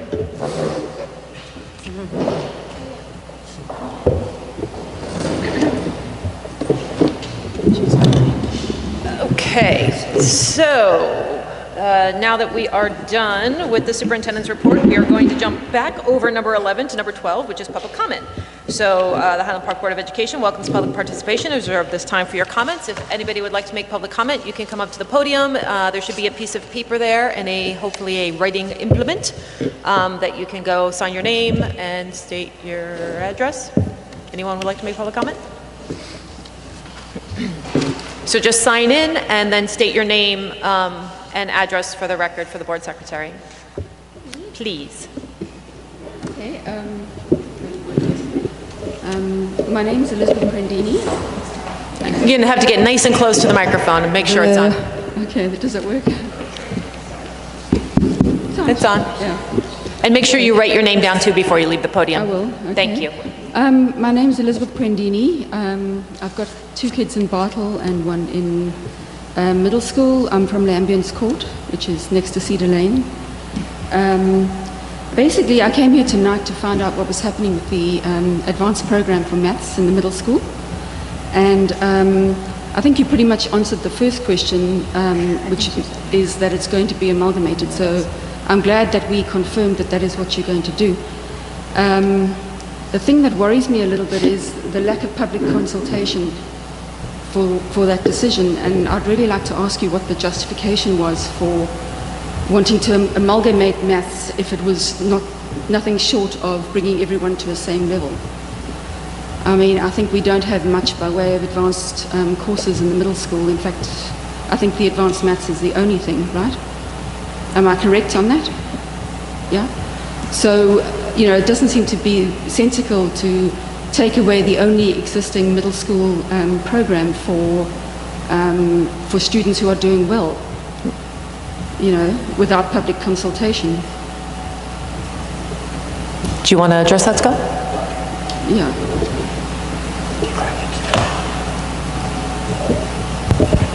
Well, could you go back and repeat the question again? I'm listening, but I'm having a hard time. If you could just speak up a little bit louder, that would be appreciated. She's asking why are we taking away the higher level math if that's the only advanced? Well, let's be clear that the highest level maths are being kept in place. Sorry, I can't hear you. So the higher level math Well, track, if you want to call it that, will be kept in place. But how do you intend to do that if you're going to amalgamate 6A and 6? If you're referring to the accelerated course, the middle school pre-algebra, algebra, geometry, or in some rare cases for sixth graders, algebra, geometry, algebra 2, that remains intact. Yes. So by the accelerated course, are you meaning the optional over the summer course? No. No. Because that would be, to me, the accelerated. Correct. Right? What we're talking about really is the kind of streaming of the mathematics classes, because from what we understand, you have people who do well at maths, you have people who struggle, and you have people who deal with it normally. You know, you have an average group, so you should expect 3 groups, basically, right, on a normal curve in mathematics, right? So you've got people who struggle and you've got people who do really well, and both the ones on the edges are likely to be a smaller group than the ones in the middle, right? Okay. Well, yeah, because would you want to take this one? Because I think where we're struggling is the difference between 6A I'm glad you're still here, Dr. and 6, and then, but I think you're the perfect. Okay. Thank you. Yeah, I'm sitting there going, I just want to talk. I just want to talk about it. Okay, so there's 2 options for 6th grade students currently when they enter. It's Math 6 or Math 6 Advanced. The idea is to condense that and actually make it Math 6A for all. So actually we're not getting rid of the advanced class. If anything, we're actually getting rid of the other class, and we're doing Math 6 Advanced for all. But I mean, that does bring up a whole sort of suite of problems, including people who are already struggling in 5th grade maths are now expected to be held to a higher standard in 6th grade maths, and that doesn't really seem fair. So the idea is first we're going to develop a committee of different stakeholders, like Dr. Taylor said earlier, and then that committee is going to work on ensuring that everybody's voices are heard and that we present a plan to, let me finish please, present a plan to the Board of Education and to the community that we think will meet the needs of all the learners. That includes professional development and increased rigor of the curriculum for 4th and 5th grade. It would include a commitment to a basic skills mathematics program at Bartle. There would be systems and processes in place to ensure that our students' needs are being met, because there's no way that we would ever go through putting a math program in place if we didn't think all the students' needs were being met. Okay, so does that mean that you're actually going to also augment some of the maths at Bartle in 4th and 5th year? So we are going to offer, right, so an example would be, there's no requirement that 5th grade students, according to the curriculum right now, or the New Jersey Student Learning Standards, that requires full mastery of long division, for example. Yes. If we move toward a 6 Advanced for all, the expectation is students will have mastery of long division by the time they leave 5th grade. So we would ensure then bring that down. Again, professional development for the 4th and 5th grade teachers. We'd look at revisions for the curriculum, and also professional development support for those teachers as well, to know that we're ensuring those best practices to get students to that standard, to key points in understanding before they tackle a more advanced mathematics class at the middle school. Okay, so you're planning to hire more maths teachers for the middle school? So it would be a support, so all the Cherry Hill has done it successfully, and a lot of other schools that are working toward this model, and a lot of the research that came out of Rockville Center that I read about said that the way to do it successfully is to have a support class for students, whether it's a pre-teaching class or like a post sort of support class, right? So it could be like, okay, you're going to be getting this, you know, in the upcoming days, let's do a little pre-teaching, or it could be sort of the support of what's currently going on. So we would have that available in the middle school for all students. Is that in the budget? Has it been budgeted for? Well, so we haven't gotten that far yet. That's the role of the committee. The committee is going to put together the entire plan. So we're starting with a smaller group first of stakeholders from every group, like you said, and then we're going to propose the plan and potential budget. Dr. Taylor's on that committee as well and working to spearhead it with me. And then we would bring that to the larger community as a whole to get their input and feedback, because I do understand that detracking elicits a lot of feelings, from everybody.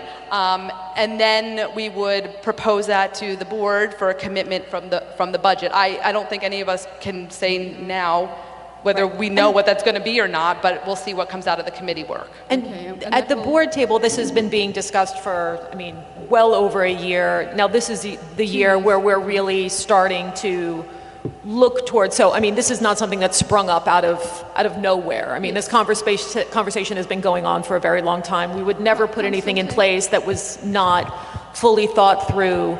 The intention is never to take anything away from any high-performing students. The intention is to help keep the students who typically do struggle to elevate those students, not to bring any student. Excuse me, you keep talking over people, which makes it very, especially in this room, it's very hard to hear. It's too echoey, so if we talk over each other, we'll never understand anything. But so there will be, as both Dr. Nicosia and Dr. Taylor have said, there'll be multiple opportunities throughout the year. We're hoping at some point this year to host a forum where we'll have experts who've done this work. You just mentioned Rockville Center. My boss happens to be the principal who did all that work in Rockville Center, so she's agreed to come and speak. We have this, he's a professor at Rutgers, right, who does this work on math tracking.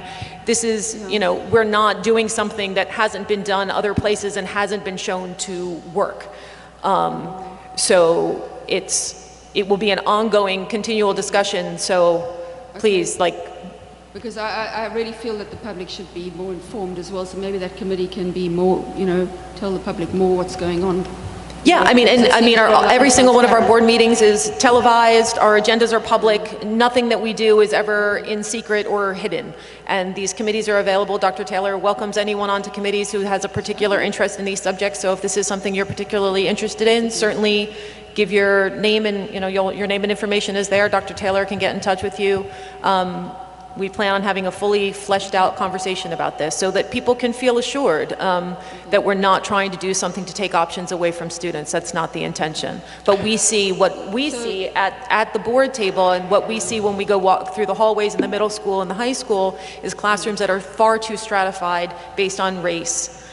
And we can't let that continue. Yeah. I have to add that I thank you for bringing up the forum. I'm looking at putting this forum together in the third week of January. So as soon as I have a clear date, you'll be hearing me via Honeywell and whatnot. And thank you, by the way, for being here and answering. I'm so sorry I couldn't hear you earlier. Besides having a hearing problem, the echo is, like she said, Darcy said, is terrible. One thing I want to add, as Darcy pointed out, we've just been spending a lot of time talking about this. It's not until now that we're actually taking some action and doing the research, the hard research. But one thing we did do is a little preliminary research. I surveyed school districts our size that are categorized as high performing according to test scores. The Department of Education actually has a category, a hierarchy. The vast majority of schools that I looked at, Upper Saddle River, Cranford, Cresskill, only have one level of math entirely. What I want to echo is, even though Dr. Nicosia pointed out that we currently only have 2 levels in 6th grade, I did point out that we have students sometimes we put on a different track, pre-algebra. Dr. Nicosia has a student, I think currently, who is a 6th grader taking an Algebra 2 class. Is it a 6th grader? Oh, so we're a small enough district that we can hone in on your child if he or she moves on to that small group of people who Dr. Nicosia pointed out are going to pursue this. But it's not the kind of excellence that I'm trying to kind of, you know, make sure that it is maintained. It's a general sort of large-scale excellence for more children. You know, it's not for... We'll lose no child. Yeah, but we'll talk about that in the committee. I think... Yeah.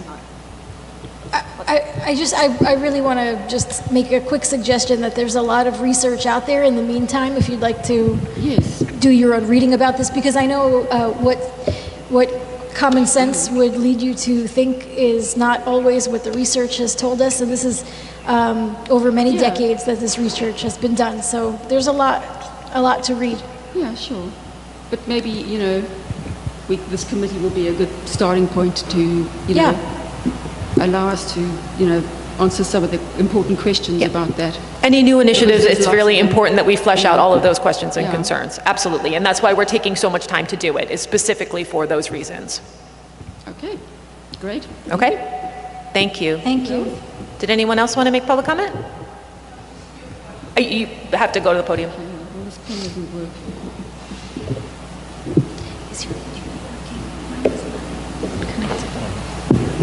Yeah.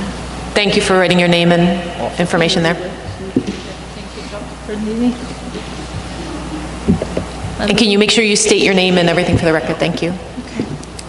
My name is Maliha Pihurashu, and some of you know me from interactions with my kids in the past 4 or 5 years. I will limit myself to 4 very simple questions.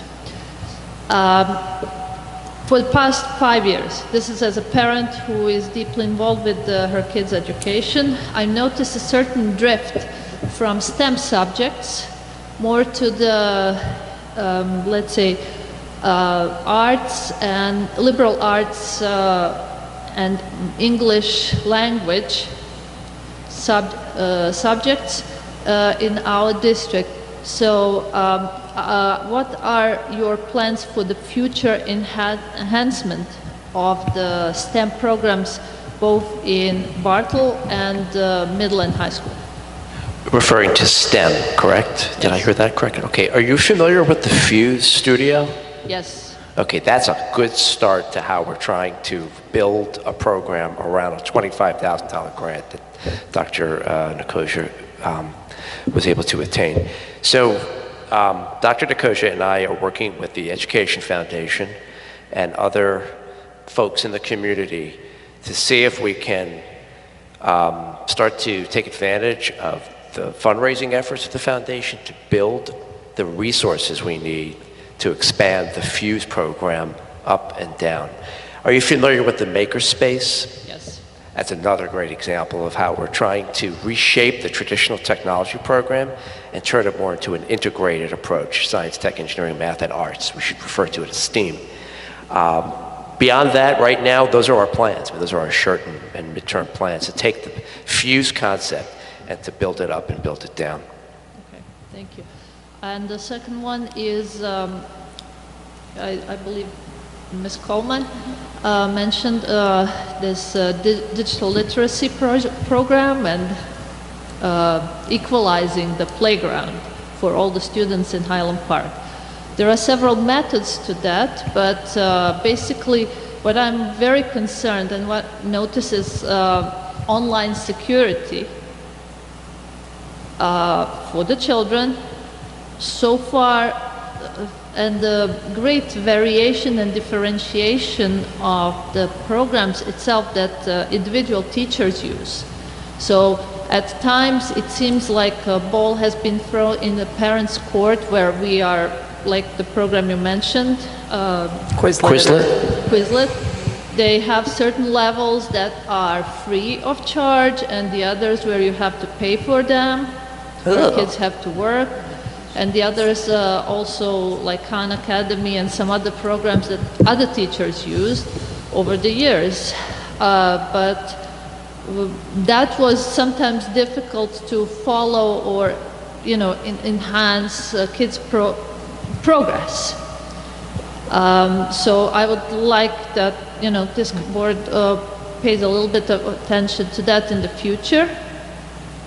And kind of, think one way how to address that, let's say, digital inequality is, since you are going to use or provide some sort of free laptops, for some of the students, sometimes it was difficult for, I noticed some of the students to upload their projects or designs, not because of the lack of their knowledge, but a lack of different or let's say unequal level of infrastructure that underlines their internet accesses.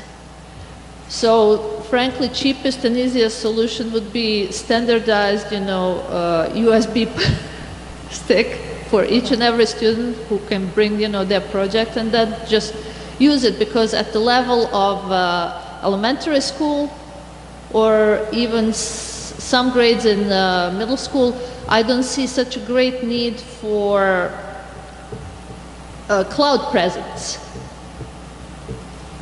of the kids online.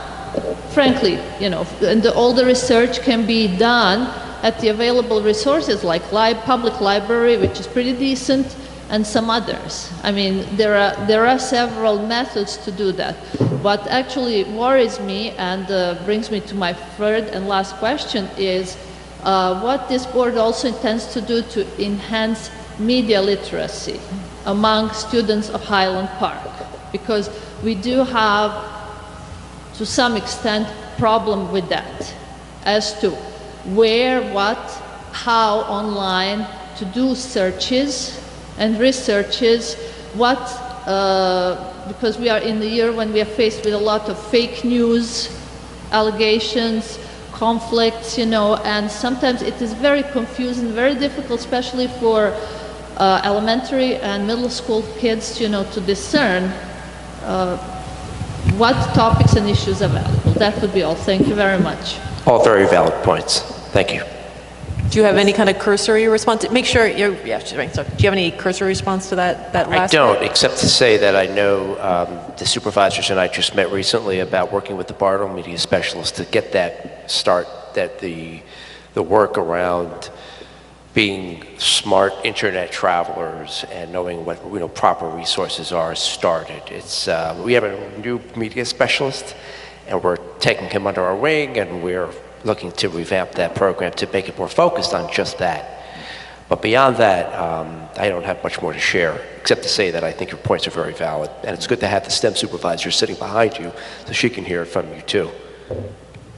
I can actually provide some information about the high school. I don't know about Bartle or the middle school on online presence, but in the high school, in our English and history classes, both we do learn about how to identify reputable sources, how to cite sources, obviously what sources to avoid, choosing like sources that aren't .com, always, making sure you have like a good understanding of the author and how to cite things. So we do learn those things in our class. Okay, if there isn't any other public comment, then we will move on to our board action items, and both of you, thank you very much for coming out. So, curriculum and instruction. Michelle, could you move the curriculum and instruction items for us?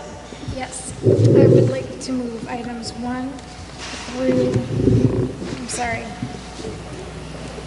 7. Okay, is there a second? Second. Is there any discussion? No? Okay, seeing none. Linda, could we please have a roll call? Yes. Ms. Byer? Yes. Ms. Simoresti? Yes? Ms. Coleman? Yes. Mr. Magaziner? Yes. Ms. McFadden Nicola? Yes. Mr. Roslevich? Yes. Yes.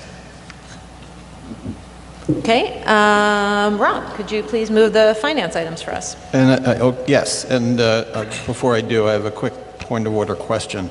What do I do with number 13? Can I move that myself? No, in terms of moving it? Okay. Okay, so I'd like to move items 1 through 22. Okay, is there a second? Second. Is there any discussion? No, seeing none. Linda, could we have a roll call? Ms. Byer? Yes. Ms. Simoresti? Yes, and I'll abstain on 11. Ms. Coleman? Yes.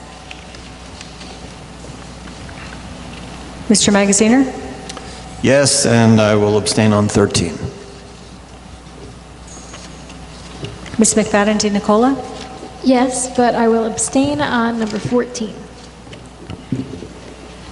Mr. Roslevich? Yes. Okay, and Ruth, if you could move the personnel items for us. Sure. Okay, I'm going to move items 1 through 9, and then 11 through 40. Okay, is there a second? Second. Is there any discussion? No. All right, seeing none, Linda, could we please have a roll call? Yes, sorry. Ms. Byer? Yes. Ms. Simoresti? Yes? Ms. Coleman? Yes. Mr. Magaziner? Just one moment. Well, yes on everything and abstain on 33.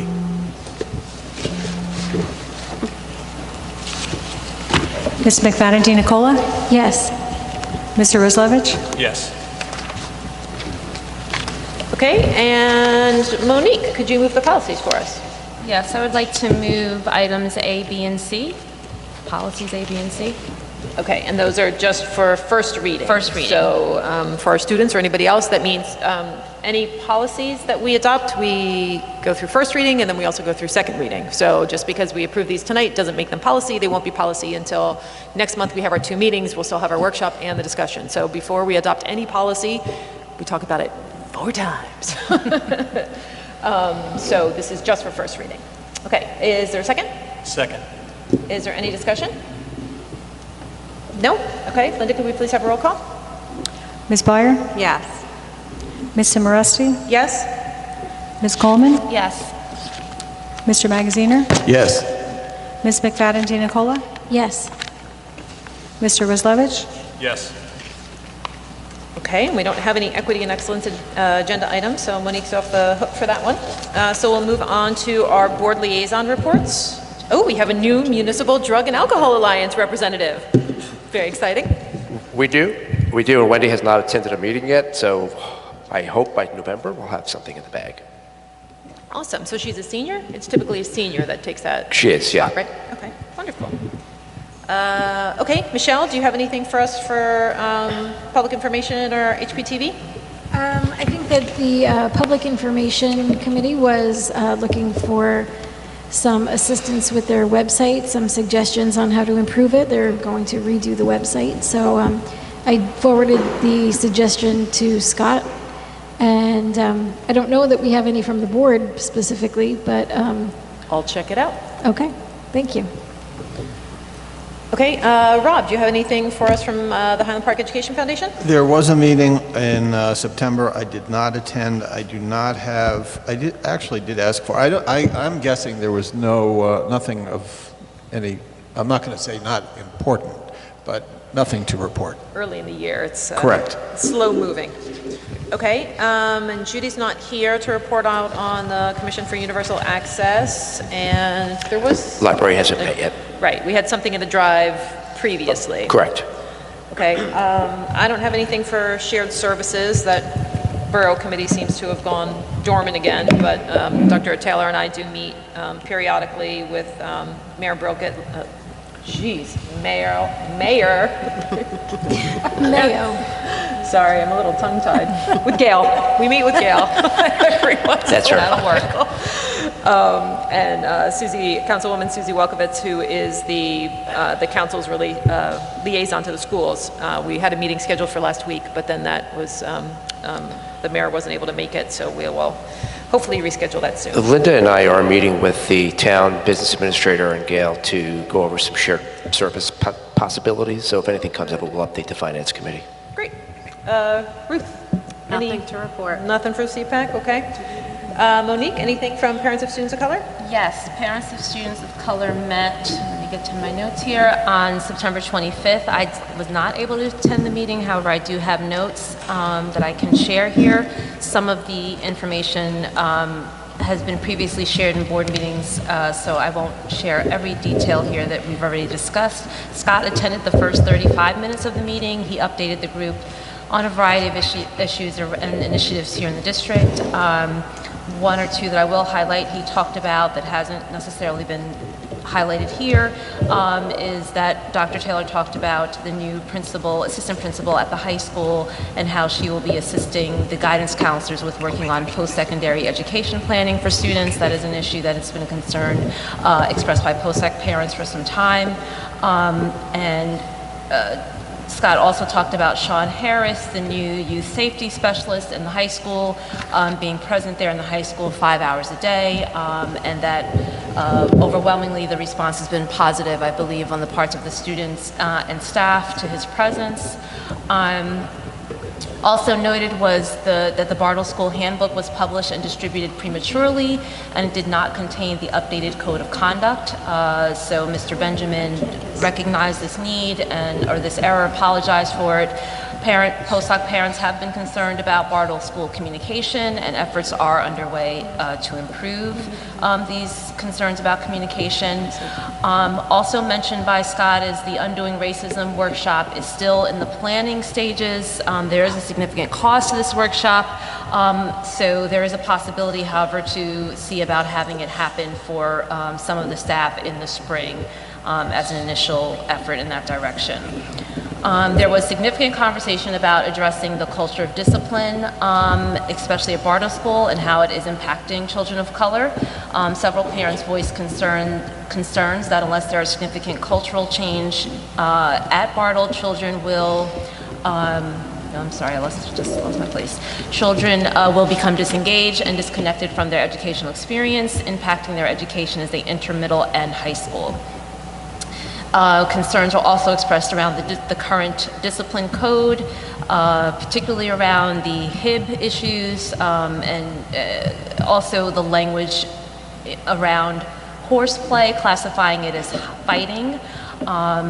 Another concern was leaving the interpretation of behaviors up to paraprofessionals and teachers, and the role that implicit bias may play in these instances. Again, it was reiterated that the current culture of discipline at Bartle remains an issue. In response to this ongoing concern, Scott did invite a member of HP Postdoc to join the upcoming Discipline Study Committee meeting, which will be happening October, is it 30th, Scott? Discipline Study Group? Okay, when they meet next, there will be a postdoc representative there on that committee as well. So that's a welcome addition. Another suggestion was to have Mr. Benjamin join the monthly postdoc meetings as well to engage in discussion with parents about their concerns. And it was agreed upon that he would be invited, and I believe both of these ideas are going to be moving forward. Correct on that, okay. Another topic that came up for discussion here was just a resident by the name of Holly Turner who represents an organization called Raising Hands, or a program called Raising Hands. She's a current HP resident and special education teacher trained in Orton-Gillingham method. She discussed her efforts to bring reading tutoring to students from low SES households, students with dyslexia or disabilities, and other disadvantaged students in HP. This program would provide one-on-one tutoring. She asked for assistance in disseminating information about the program to teachers. She's also looking for ways to fund the program, and it was recommended that she get in touch with Jennifer Knapp, who's in charge of tutoring in HP schools. Also discussed was the upcoming Windows of Understanding project that will be on display here in the town. Miriam Lefkowitz discussed the Windows of Understanding project and asked if PostDoc would like to sponsor a window. I think they're considering that. I'm not sure what the update is there. And upcoming will be a college prep workshop. So really exciting news that I think PostDoc is hosting its first, hopefully annual, college prep workshop for all HP students and parents in middle and high school. It'll be held in collaboration with the Zone 16 Center. Reading from the flyer, the college prep night will be Thursday, November 1st, 7:30 p.m. at the Zone 16 Center, 600 Benner Street in Highland Park. Everything you need to know to apply to college and figure out financial aid. Light refreshments will be served. Middle and high school students and all caregivers are welcome. There is an RSVP on the flyer to hppostdoc@gmail.com or Highland Park Parents and Students of Color page on Facebook. And the next meeting will be Wednesday, October 24th at 6:30. For 6:30 to 7 is the members only portion, and 7 o'clock it's open to the public. Thank you. Do you know if for the college prep night workshop? Thank you. Are they working in conjunction with the guidance office at all? I mean, that seems like it would be a really cool way to flag students for the guidance department. I actually, from high school parent here, I got a guidance email saying that they were hosting some similar type event on October 29th, I believe. But it was how to fill out the FAFSA form, timelines for applications. But are and they such. working along with? Yeah, I don't think they are. I but- don't think they're working closely. I know they did consult at some point with the teen center, the Highland Park High School Teen Center, I thought. But again, I wasn't at the meeting to hear all the details. Was that mentioned at all, Scott? Right, from because I mean, the call? follow-through would seem to come from guidance, Right. unless Yeah, I think, POSOC is somehow putting I think Ms. together. Golden Cooper had connected with Francesca about this, and so was working with the guidance counselors at the high school to get the word out to the kids. Right, to the support. I didn't know there was also another workshop as well, I which Just it got would the be. email today. That's an So, annual, that gathering is an annual gathering, and it's somewhat helpful, although FAFSA is a pain, no matter what. Although I will say, I just got through my second year of FAFSA, and it is much Gets improved. better. It gets better because also you can upload your tax forms now, and so and plug in the different forms. But it sounds like the POSOC and Teen Center Prep Night is going to be obviously more than just focused on financial aid. They're going to have information about programs, college prep programs, summer programs. And so I think it's a more comprehensive sort of approach to the process opposed to. I don't know how everyone else feels, but I feel like as a high school parent with a first-time graduate on the way, like at the end of the year, I appreciate having separate events because it is overwhelming to have everything in one event. That's true. So, I mean, my it would be only thought nice- was to make sure that the guidance department knows Supporting, yeah. Oh, kids yeah. that need that help. I mean, like an information aid is fantastic, but then like it's hard to then just be sent on your way. Like, okay, now go do it. You know, I don't know that the guidance office would be the best people to do that because they, again, this is a larger conversation for all of our committees, but like we've talked about how the guidance office is struggling to get done what they need to get done, and they are short a supervisor. They don't have the SAC that used to be working there. Like for many years, the guidance office has been kind of being rebuilt from scratch. So I don't know if they would be the best people to really get to know the students one-to-one. I think that would be more or less the teachers in the 9th, 10th, 11th grades. I just don't feel that the guidance office has enough resource to spend time with students individually that they would know anything about their needs as far as FAFSA forms and other things. So I'm thinking about, though, to your point about just me being cohesive and the follow-through, I think is what you're talking about. Yeah. I'm wondering, would there be a possibility for Dr. Golden Cooper, I guess it's on her own time, I'm sorry, or Ms. Golden Cooper to attend, someone from either guidance or the assistant principal to also be there on this night? Yeah, to I'll look really- into that. It's a great idea. And I'm sorry I didn't think of this earlier. Okay. Yeah, it just seems I'll like that follow follow-through piece is important. Yeah. Okay, so this is slightly off topic, but it's somewhat on topic, and that is the question being, Scott, in terms of colleges coming to our high school, which I know in the past, during the school year, different colleges send a rep to our high school. Is there one single place where the reps from colleges are listed on a calendar so that parents can see, you know, when? In the guidance office, in the suite area, where a lot of kids hang out, is a calendar that Ms. Dewhurst keeps. And even when we have military recruiters and people come in, they're all listed on that calendar. Do you think there could be that could be placed on the website somewhere? I'm sorry? Could that be placed on our website? I mean, we have a number, we have a lot of stuff that's on our site about, in terms of calendar. Naviance. I'm sorry. It's on Naviance. Yeah, it's on Naviance. It is. It's like the college type of Genesis that we use. On Naviance? But the colleges that visit the school, or just, Yeah. because I know Naviance has the list, Yeah, but it there's also includes... that's how you sign up for them, is you go Yeah. on and so you can obviously see. Oh, so you can look and see Rutgers is going to be here on such and so such can date, parents, or they also have the okay, log on great. information. Thank you. Okay. And I'm sorry, just one last question. Do we know, Scott, if there's going to be some sort of communication from the district, like a backpack memo about the upcoming college prep night? Do we know if that's... I think I sent something out, but if you'd like, I'll reach out to Francesca and ask her to give me a flyer so we can blast it out. Okay. A flyer with text in the body of an email. Exactly. And I'm going to require that you put it in text first. Good night. Okay. Okay, so we will move on. Good night. Ann's not here to give us a human relations update, and Mark's not here to give us a Board of Health update. Rob, you got any green team info? October 30th is the next meeting. Okie dokie. So me, delegate to New Jersey School Boards. The next delegate assembly is on November 17th, 2018. We have far missed any opportunity to put any kind of resolution forward, and I don't have the information on what resolutions have been put forward. So as soon as I have that, I'm assuming we'll have that for, when's our first November meeting? November 12th? All right, so we'll have to talk about it at that November 12th meeting, once I get those resolutions for us to discuss a little bit, because we'll have all 5 days. And let's see, Rob, any exciting things going on? December 6th is the next meeting, but there's no agenda or program set yet. Okay, and the last one was the same night as the middle school back to school night, so we didn't get to go to that, and our own Jonathan Bush was the presenter at that one. He said that went well. Okay, so that brings us to my president's report.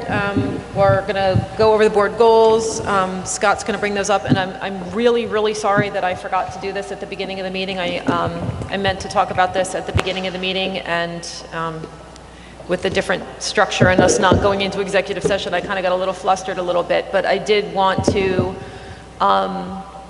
just take a moment to acknowledge the passing of Tyrone Harrison, who is a Highland Park graduate, Highland Park resident, father of a Highland Park student, brother of a Highland Park employee, Sean Harrison, who is now our police job title. I'm so bad with this job title. What's Sean's job title? Sorry. What's Sean's job title? Youth safety specialist. Youth safety specialist. I will never remember that for some reason. Sean's brother, Tyrone's wife, is a school psychologist in New Brunswick, who actually has worked with my husband on child study teams in his school at Lord Sterling. Tyrone was the longtime principal of the New Brunswick High School, and he was tragically killed on October 6th. So I just wanted to take a moment to acknowledge his passing, to send our condolences to the family. For all of you, if you come back into Scott's office afterwards, I have a card that we can all sign to send to the family, just to let them know that we're thinking about them and that we're with them, and wish the best for them in what must be just, I can't even imagine, an excruciatingly difficult time. So if we could all just take a moment to honor Mr. Harrison right now, I'd greatly appreciate that.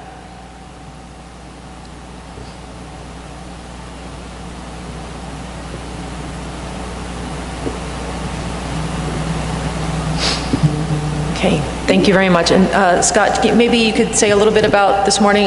Dr. Taylor this morning went to the service for Mr. Harrison.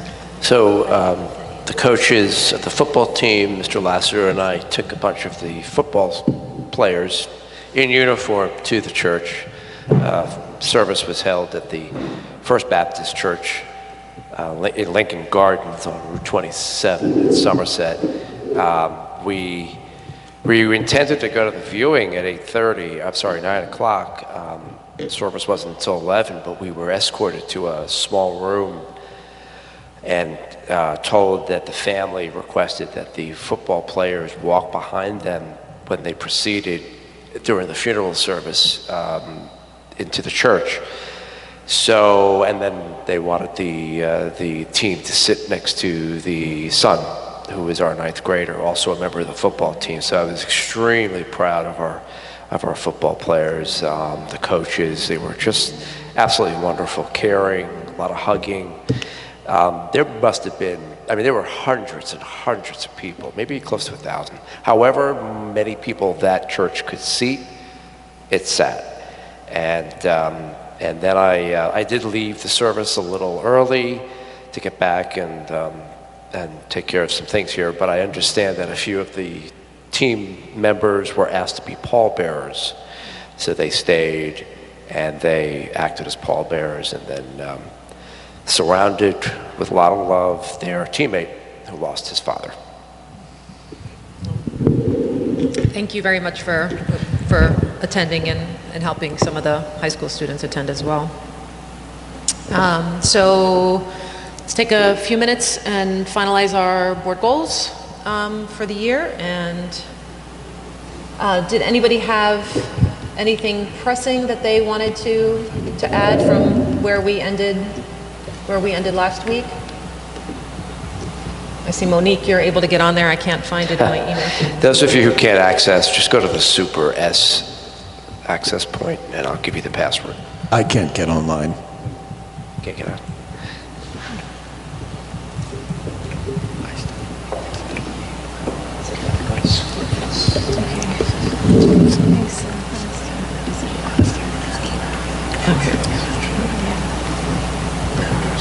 And if anybody needs to access it, remember Dr. Taylor sent it to us last week during the board meeting, so it's in your email from October 8th, if you want to pull it up on your screen. So I was just confused at how we're going to provide more open access to advanced placement classes. It says that, but like, are we going to have guidance talk to more students? Are we going to promote it to students? What are we going to do to...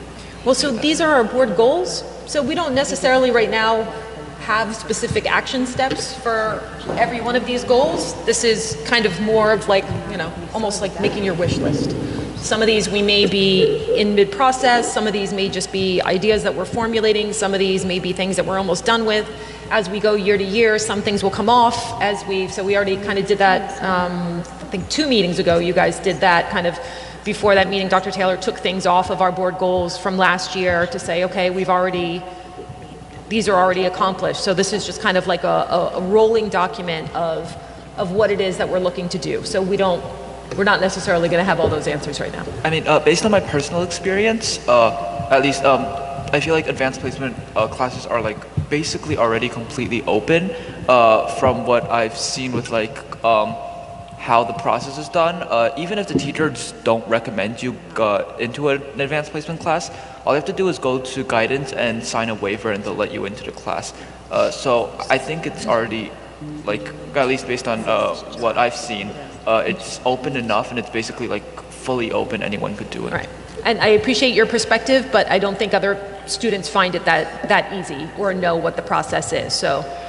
Yeah, Zaire, one of the things I've come to find since I've been here in the last couple of years is that because we may lack resources in our guidance department, not enough hands on deck, not all of our students are actually, this isn't communicated to all of our students. It appears to be some of the students who are more well-versed in the way things are working in our schools that can jump on that, or who have parents who happen to be educated about this as well, but not everybody is. So I think we need to do a better job on our end to be proactive. Well, looking at it in that context, I'm just wondering, and it's slight, I felt very comfortable with our wording on it up to now, but rather than promoting more open access, what we're trying to do is, just going from promote to promote more open access. If the idea is that the open access is already there, but we want to promote. We want to be more proactive in communicating and working with people. Yeah, right? so with students. I mean, do we want to like zero in a little bit more so where what we're actually promoting? So maybe the goal is actually the flip, which is to explore the hindrances, explore the things that actually stop students from moving into those classes. Does that make sense? Yeah. Because I mean, the first step would be like, why aren't certain groups of students getting into those classes? So like, what we really need to do is explore why those kids aren't there. I just wanted to say that to that point, communication is probably a word that we want to throw in there at some point, because it already is board policy that students can get into certain classes by, waiving into them. But, I sound like I'm just making it up, but I guarantee you that most students don't know that. And they take their teacher's recommendation as gospel.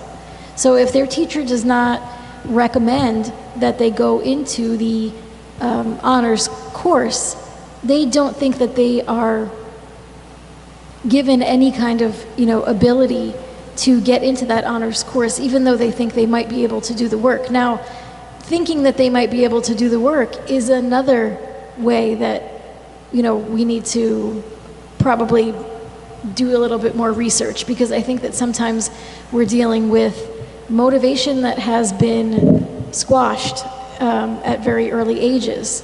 Like Dr. Nicosia was saying about, you know, calling all of the students mathematicians. That doesn't mean that they're all professional paid mathematicians. That just means that they all have the capability of thinking, you know, critically about math. So I think it's more of a communication issue as well, that the students are given the information that they need to gain access. Yeah, I'd actually like to add on, I think that the idea of access to information is really key here, and we should include that somewhere in the board goals. I've been doing some light research on this, and a study from 2015 showed that a lack of information is often cited as a barrier for underrepresented students to get into AP and IB classes. And so I think that, you know, as these can be pretty broad, like we don't really have to specify how we're going to do this, but identifying what our particular school's barriers are for this, if this is a lack of information, and finding a way to target it, I think would be a good way or goal. So should we be adding then a phrase at the end of that sentence? Such as... So where is this? Why am I not seeing it? Aren't we talking about promote mixed ability classes at the high school level, including possible replacement of honors classes with honors option classes, Document from last week? and more open access to advanced placement classes? That's what I thought you were. I think there's a lot in there. Can't we just break out that last clause and let that be the next bullet point? So where is this? Under, it's the third, fourth bullet. I don't even know, these bullets are so tiny. What? But there's a lot there. The one that we're talking about. Right. I think the point of... But we're talking about we're talking about open access to, I'm talking about that second or last clause. Right. Open access to advanced placement classes, which is kind of the discussion we're having It's an here, afterthought, and promoting it, communicating better right. about it to Right. underrepresented populations. That probably needs to be stated in and of itself, like as the next bullet. That's just a thought. Right. Or do we have to take it even a step further and have like be one of our goals, rather than communicating the open access, but kind of like encourage some sort of recruitment within the high school? I mean, maybe this can just be another, I mean, one thing that I've said to Dr. Taylor before is, I mean, I know in some districts they just take away all barriers. There's not a you need to do this to be in this class. If you think you can try a class and you think you can do it, you take it. So maybe it's just research those kind of like other ways of structuring access to classes. I would think that that would be the best thing, honestly, because I feel that teacher recommendations is not the most efficient, nor is it the most unbiased way to promote access. But are we really saying that it's open? I mean, are we... I'm not saying we're saying anything, I'm saying we're researching it. Are we're looking we at it. suggesting that, let's say, a student has failed or close to failed in that subject area?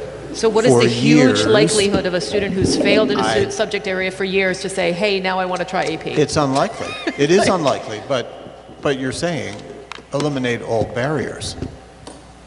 I'm just asking, is that, are we really eliminating all barriers? I mean, it's just a question. That's the ideal. Yeah. That's the ideal. Okay, so do we want a kid who has been getting F's or D's? We don't have to, but the glory is we don't have to debate this right now because we're just saying, let's take a look at it. Let's research it. We're not making any decisions. Is that what we're saying? Yes, that's what I'm suggesting we put in as our board goal. think that we research more open...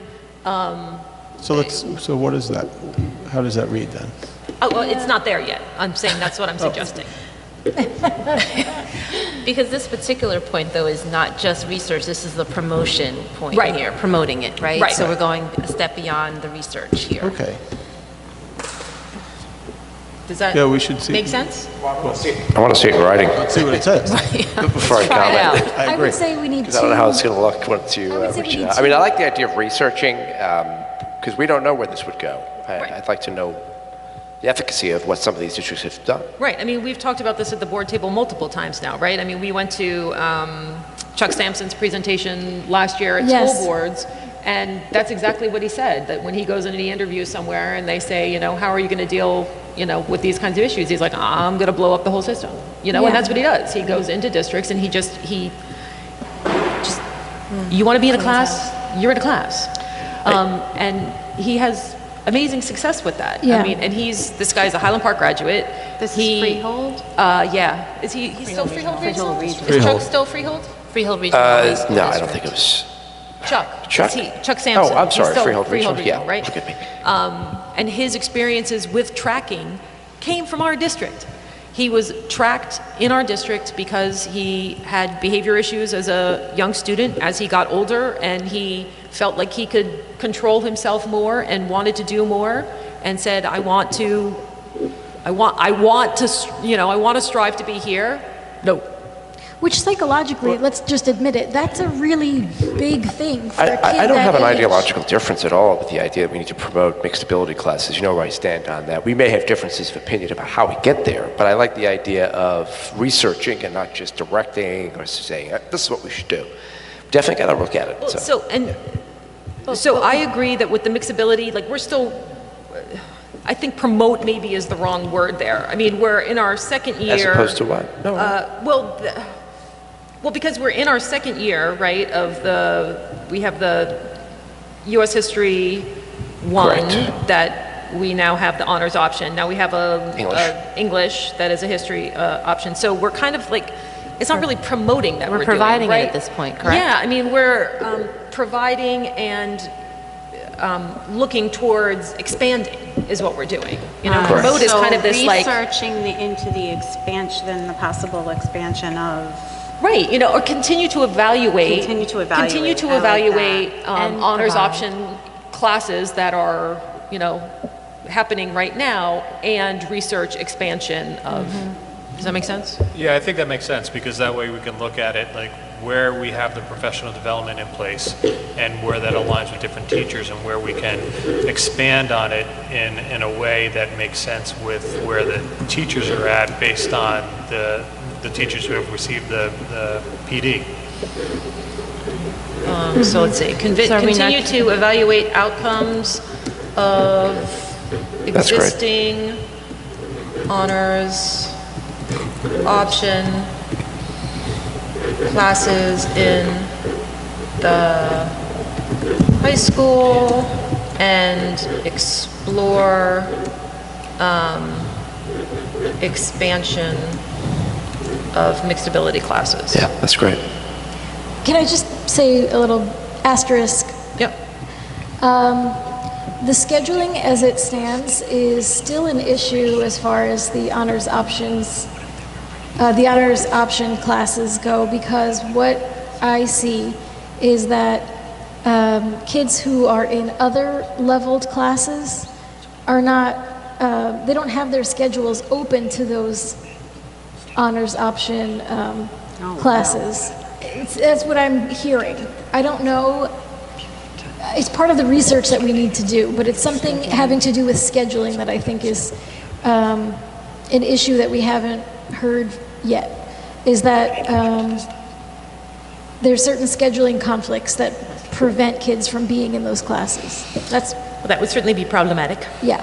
Okay, so do you think we need this little segment that I have highlighted here, the possible replacement of honors classes with honor? I mean, we No, I kind of don't see know that seems right. redundant. I mean, we know that that's what we're moving towards, right? Okay. And so then the next step would be to research. I wish I knew. Is there a term for this idea of instead of research? Investigate? No. Is there a term for what we're talking about? This taking away the need for certain grades, or for, I feel like there's a word for this that I'm missing. Desegregating? Huh? Desegregating? No. Prerequisites, right. Thank you. That's the word.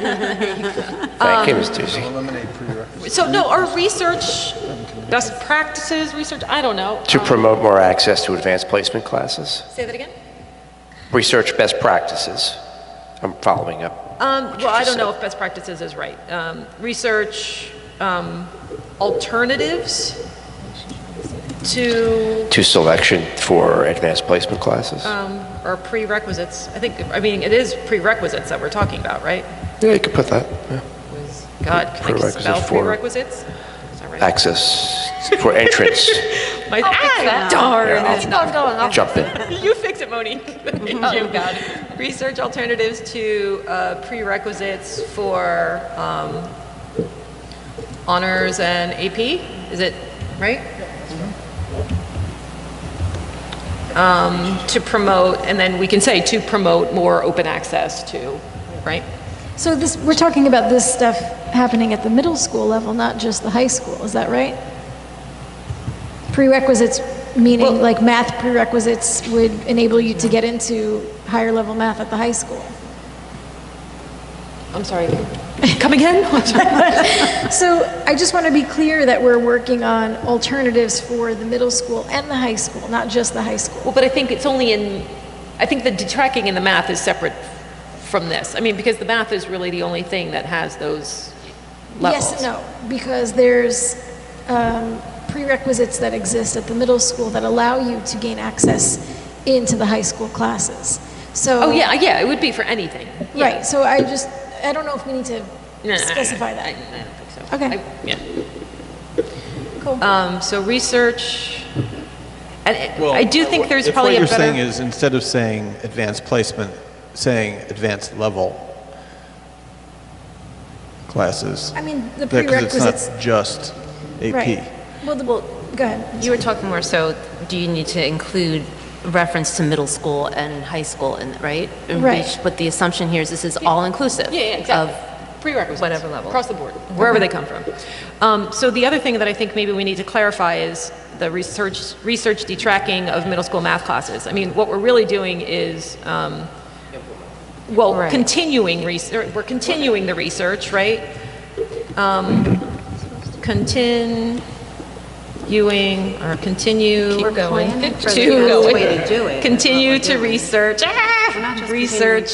detracting middle school math classes and Darcy, aren't we more in the planning our strategy that's at where this I'm going. point? Okay. That's where I'm going. Okay. And because I want to get in the piece about bringing the community into the conversation and planning the implementation. Got it. So continue to research detracking middle school math classes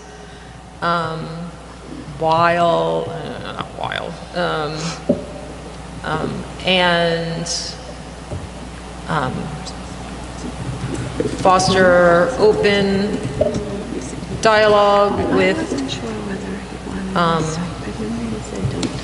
as much as I hate the word stakeholders, all stakeholders, and, What else? Well, we need the implementation part.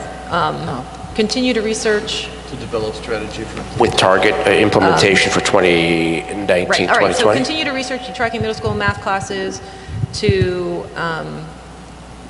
what implementation? To target implementation for 2019, 2020. for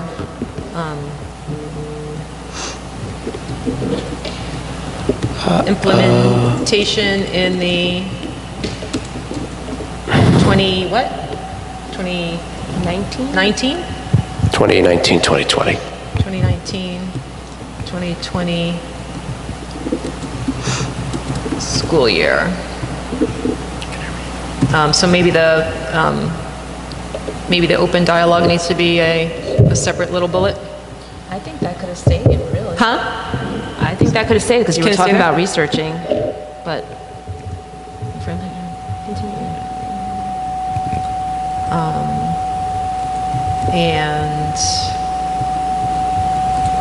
and foster open dialogue with all stakeholders Throughout the process or something to that effect, right? through committee work and a panel discussion, right? Yeah. Get Yep. Oops. Okay. I think we beat that one to death. My computer's going to die in a few minutes, so we have to finish the goals. Yeah. All right, so was there anything else that anybody felt we needed to clarify? I had a quick question Sorry. about the board goals. Right, hold on, can we, Ruth, and then I'll come back to you. Okay. Yep. Okay. Ruth, and then I'll come back to you. It's so hard to hear. I know. This is It's horrible. really bad in Let's here. like not do it here again. In terms of the discipline inequities, I think we changed up top in the whole child about encouraging self-regulation, but I think we also need to put maybe up there as well somewhere, just that we do have these disparities in our inequalities in the way we discipline certain students, and that we really need to, that's a goal, we have to decrease that. That's a big one. So where are we? Do you have hypothetical wording in your head that you No. can? Come on, I have Ruth. nothing in my head right now except for that. White noise. Well, it could be similar to the language we use around the equitable education opportunities, to the extent, though, that we're looking to reduce. With that, are we in goal 1 or 2? With that, Goal, we said goal 1 because 2 is like educational. It's not Yeah, behavioral. yeah. Okay. Talking about like discipline and equity. Central sustain. I mean, So we here's looked where at we're that. actually evaluating. We should be continuing to evaluate our discipline data. Yeah, and perfect. Right. So you want to put that like right here? Does that make sense there?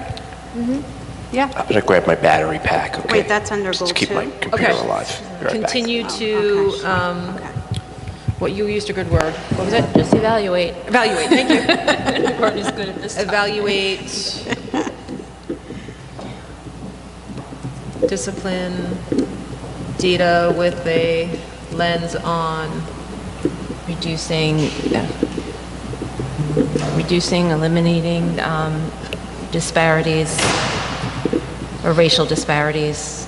Not just racial. So how do we want to say that? Special education is way up there also. Just disparities, right? Disparities. among subgroups?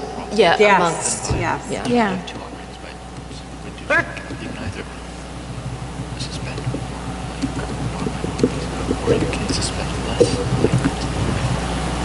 Okay, Avery, shoot. Right. So I was wondering, I haven't completely looked through all of it, but do we have a clause on, around generally, I know we have one about open access to advanced placement classes, but do we have one like really explicitly stating closing the participation gap among minority and non-minority students in AP classes and college prep in general? Yeah, I mean, that's the That's whole, what we're saying. the whole focus of it. Equity. I don't know if, so, I mean, so I think the goal 2, the first couple of sentences tries to, point out that that's the overarching goal and that these are all the things that we're going to try to do to meet that goal. So, but I see what Avery's point is. Would it make sense then to just really actually explicitly state that in the goal itself, that we're looking to equitably provide educational opportunities to students of all races, abilities, cultures, to reduce the disparities, just like we talked about. We know we have disparities in discipline. Right, so for that goal that we worked on, the first one that we worked on where we're saying continue to evaluate outcomes, I mean, why don't we just put in there, continue to evaluate outcomes for typically underrepresented subgroups. To right? reduce, right, to increase representation. Right.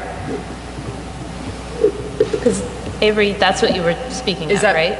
Is that what you mean? I think that's pretty much, encompasses it. I think it's like important to like state that like. Can you make underrepresented all one word?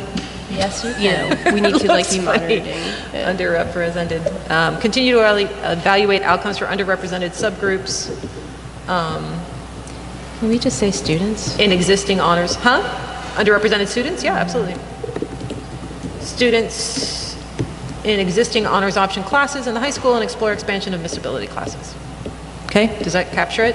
I think at the end, we have to add something about, for the purpose of Right. eliminating the gap, however we want to say it. I mean, do we really think this is a feasible goal, though? Like, are there more minority If not, then I quit. Pretty much. If it's not feasible, I'm walking out the door right now. That's why 'Cause we're here. That's why we're here. But like, That's are the there, whole purpose of school. Are there enough like minority students that want to do the AP options, or like? Wow. Yes. I would. Yeah. Yeah. I just wanted to make sure. And that's part of the goal too, is to really promote greater access by encouraging not only the staff to see the possibilities in all our students, but for the students themselves to see that they can achieve at higher levels. So that is part of the goal, I would say. That school that I referenced earlier that Dr. Taylor and I went to, God, it's a couple of years ago now. That was a school in the poorest legislative district in the Bronx, all African American and Hispanic students doing incredible, incredible work because that's what their school asked of them. Fostered environment. Exactly. They were in an environment that said, you can do this. You can write a 15-page paper about math. And if you're having trouble writing that 15-page paper about math, we're going to help you write that 15-page paper about math. And if you write that 15-page paper about math and it's not good enough, we're going to put together an entire advisory panel of adults who are going to help you work on that 15-page paper about math until it's to the standard that it needs to be for you to graduate. So a lot of this is about culture and expectation. If you maintain a culture of low expectations, you will get students who have low expectations for themselves. But if you create a culture where we have the same expectations of everyone, which is what we should have, then we'll see a lot more equity in our classrooms. That's our goal. I think that was, I'm assuming that was what you meant, Zayu, like, because I think that currently we do have a culture of extremely low expectations. I mean, from what I hear from students and from what I have seen in our data, our National Honor Society, for example, the demographics that make that up since I've been on the board and before then. So I think that maybe that's the next board goal maybe we should talk about is raising expectations of students for themselves, raising expectations that teachers have for their students, raising, expectations that we have of our teachers. It seems like expectations are pretty low. For some groups. For some groups, especially the ones that are underrepresented, because that does factor into their view of what is possible. They don't see people that look like them, getting to certain levels, and so it becomes less possible for them.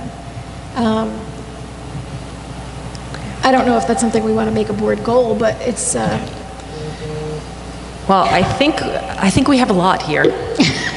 And I think we probably want to think about wrapping this up. Yes. Says the guy who All told in us favor? before we walked in the room that he went to bed at 4:30 last night and got up at 5:30. I don't blame you for wanting to wrap this up. I do actually have one more thing I'd like to address, if it's okay. Sure. I was wondering about, me and Zayu were both, I think, on the first board day, interested in talking about the idea of college preparation.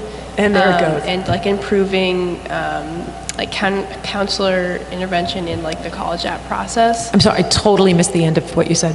And improving the the influence of counselors and the preparation that students receive for college applications. I think that kind of has to do with the idea of equaling the playing field and kind of raising the level of social capital that all students get. And really key to that, it's our high school, the whole idea of high school is that you're preparing students for college and for the greater world. I think that's, if not, we should put it in. I think that it should be mentioned somewhere in the board goals of preparing students for college, because I think that's an aspect that we could really improve on in the high school at least. Very valid point, and something I'm very concerned about. And in fact, I'm reflecting on the fact that we didn't include that in our strategic plan, but we probably should have as an action step. So if it wants to be incorporated to the board goals, so be it. At some point, we should put back-end it to the strategic plan. Yeah, not necessarily college, though. You're talking about for post-school. Secondary, right? School success. Success, right, something. I'm trying to see where we could put that. Well, I think in that second goal, no? Because it has to do with equity. Making sure everybody has equal access to the information they need to prepare for a successful post-secondary life. I'm just seeing where it fits. So we have evaluate outcomes for underrepresented students, research alternatives to prerequisites for honors and advanced placement, access to instructional resources. So, and then, I mean, we could just tag one onto the end that starts the same way. Now everybody can't see it because Dr. Taylor's computer died. And we don't have a power strip that I can get to. Too long. Sorry. Would it perhaps go all the way at the very top where we're looking at academic, social, emotional, mental awareness, and post-school success? Hold on, let me get this sentence out and then I'll... Oh, okay.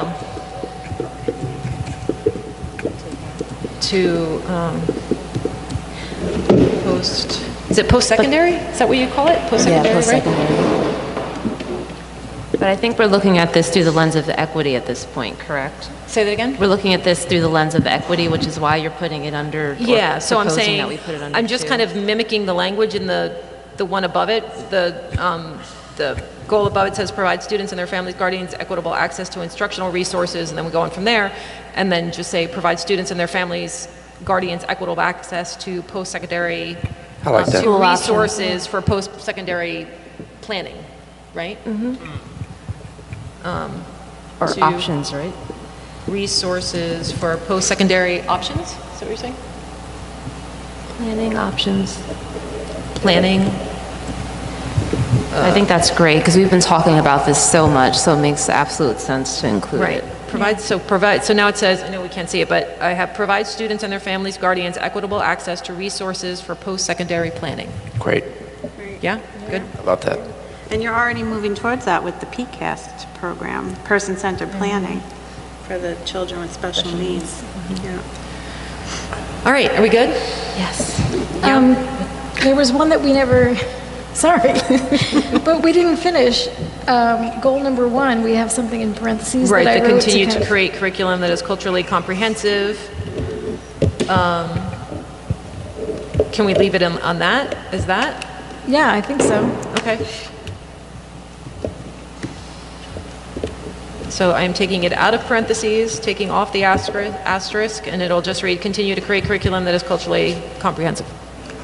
Any other, Scott or I will make this pretty Is that all you need? over the next couple days because it is a hot mess right now, but we'll make it look better. Does that make sense? Okay. Everybody cool? Yep, okay. Nice work, people. Thank you, guys. Good night. Have a good night. Good night. Okay, do we have any old business? Anybody have any old business? No? No?